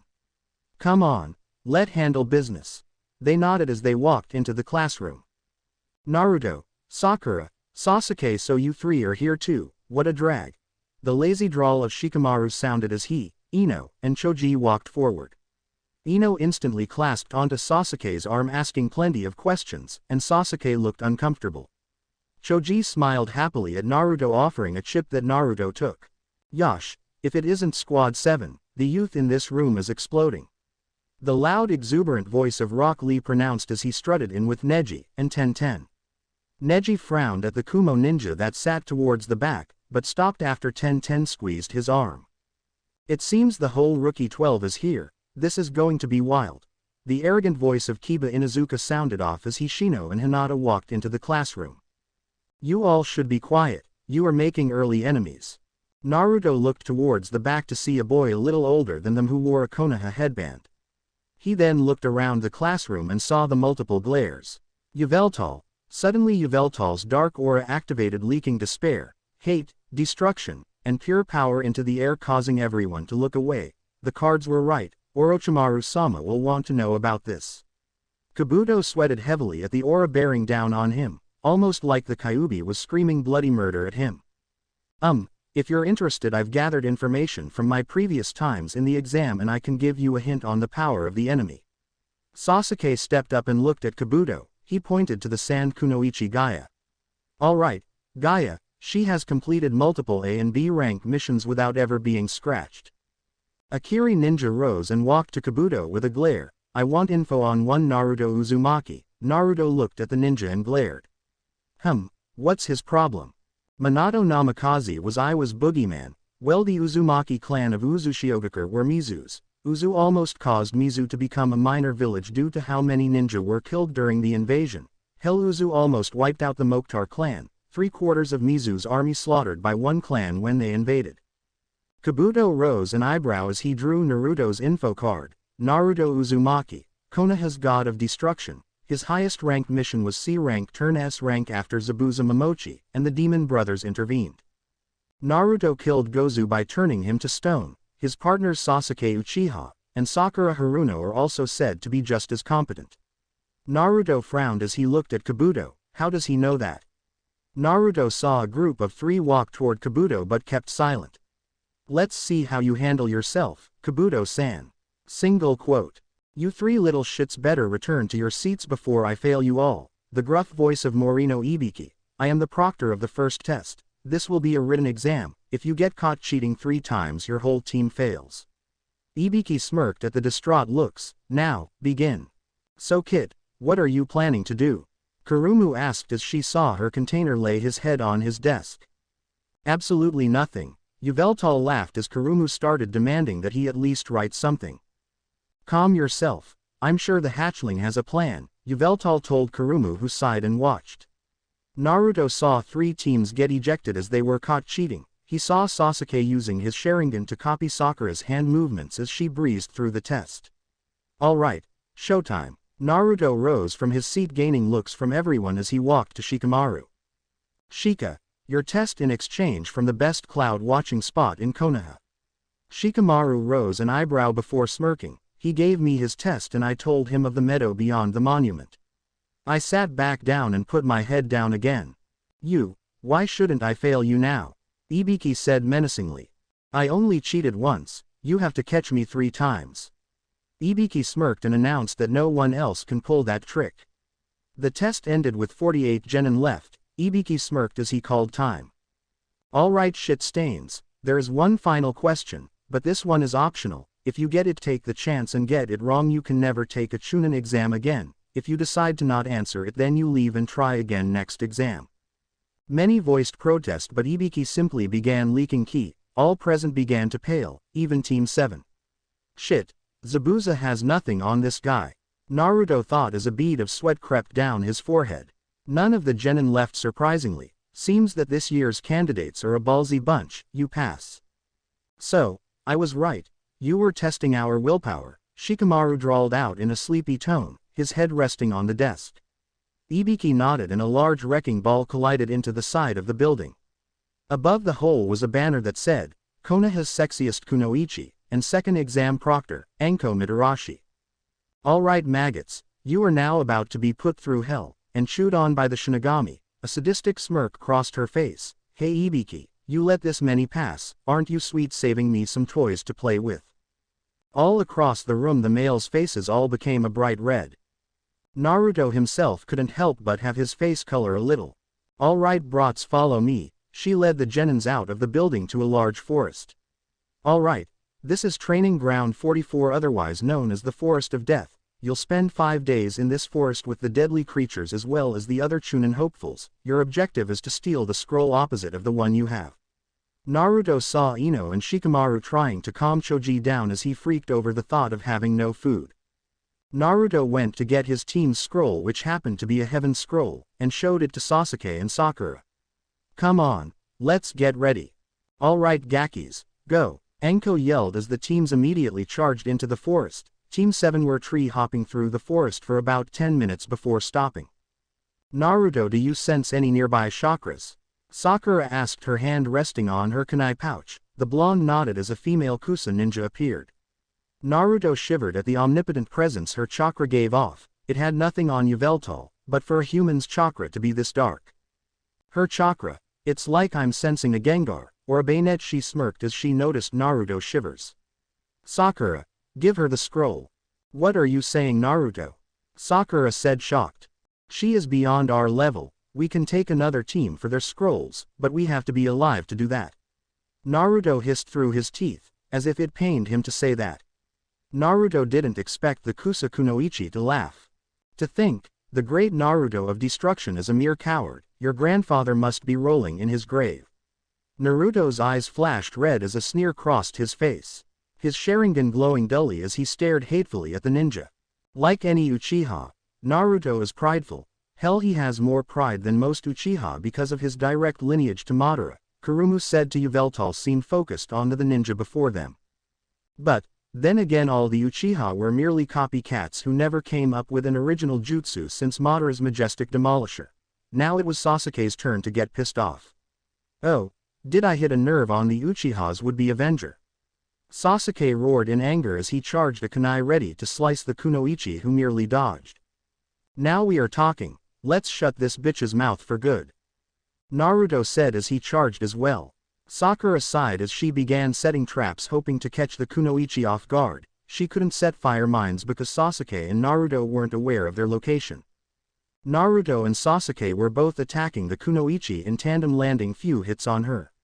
Sasuke charged forward again while Naruto hopped through the trees. Naruto tossed some kunai at the kunoichi who blocked them only for Sasuke to close in on her with Izuna's sword. The sword embedded itself into her gut, and Sasuke removed the sword as she fell to her knees. Kukuku, you're good, I'm going to get serious now. Naruto and Sasuke saw the weirdest, sickest sight ever after that. The lady threw her head to the sky, her mouth opened wide as an arm shot out of it. Sasuke instantly brought his sword in front of him, while Naruto unsealed a custom gunbai made by Tenten.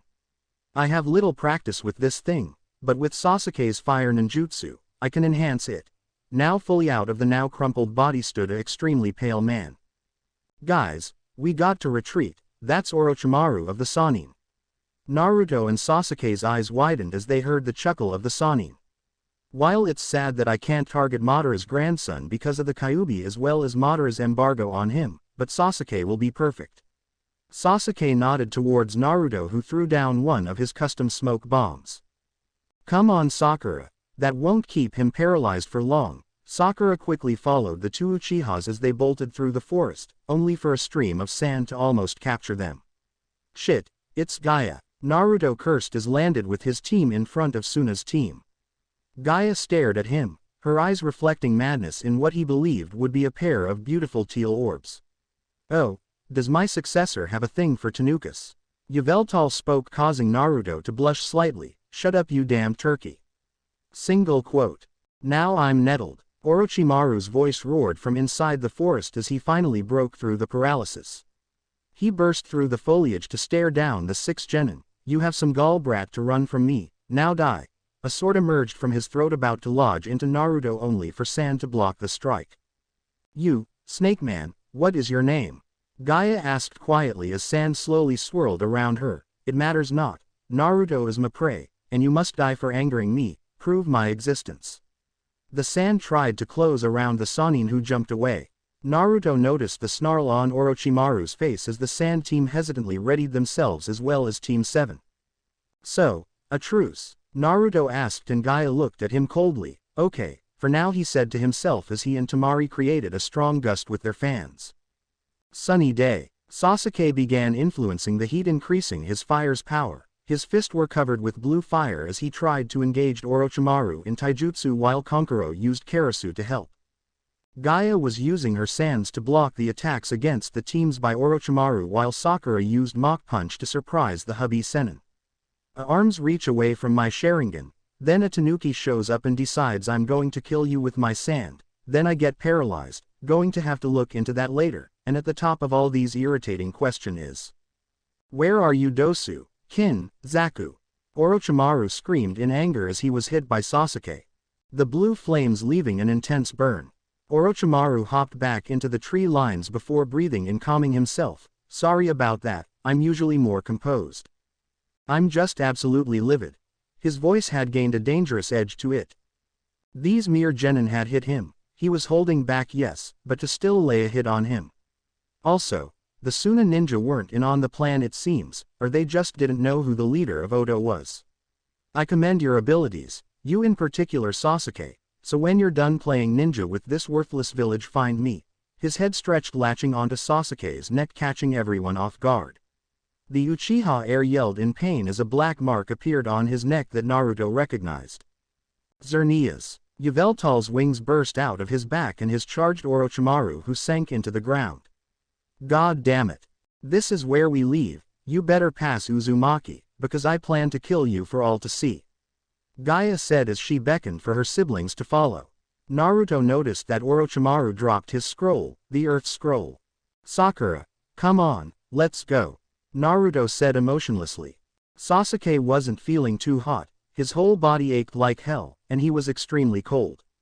Darkrai was next to him, but the ghost type was looking up at the cracked ceiling of Sasuke's mindscape. Whatever that man did, it's affecting your mind.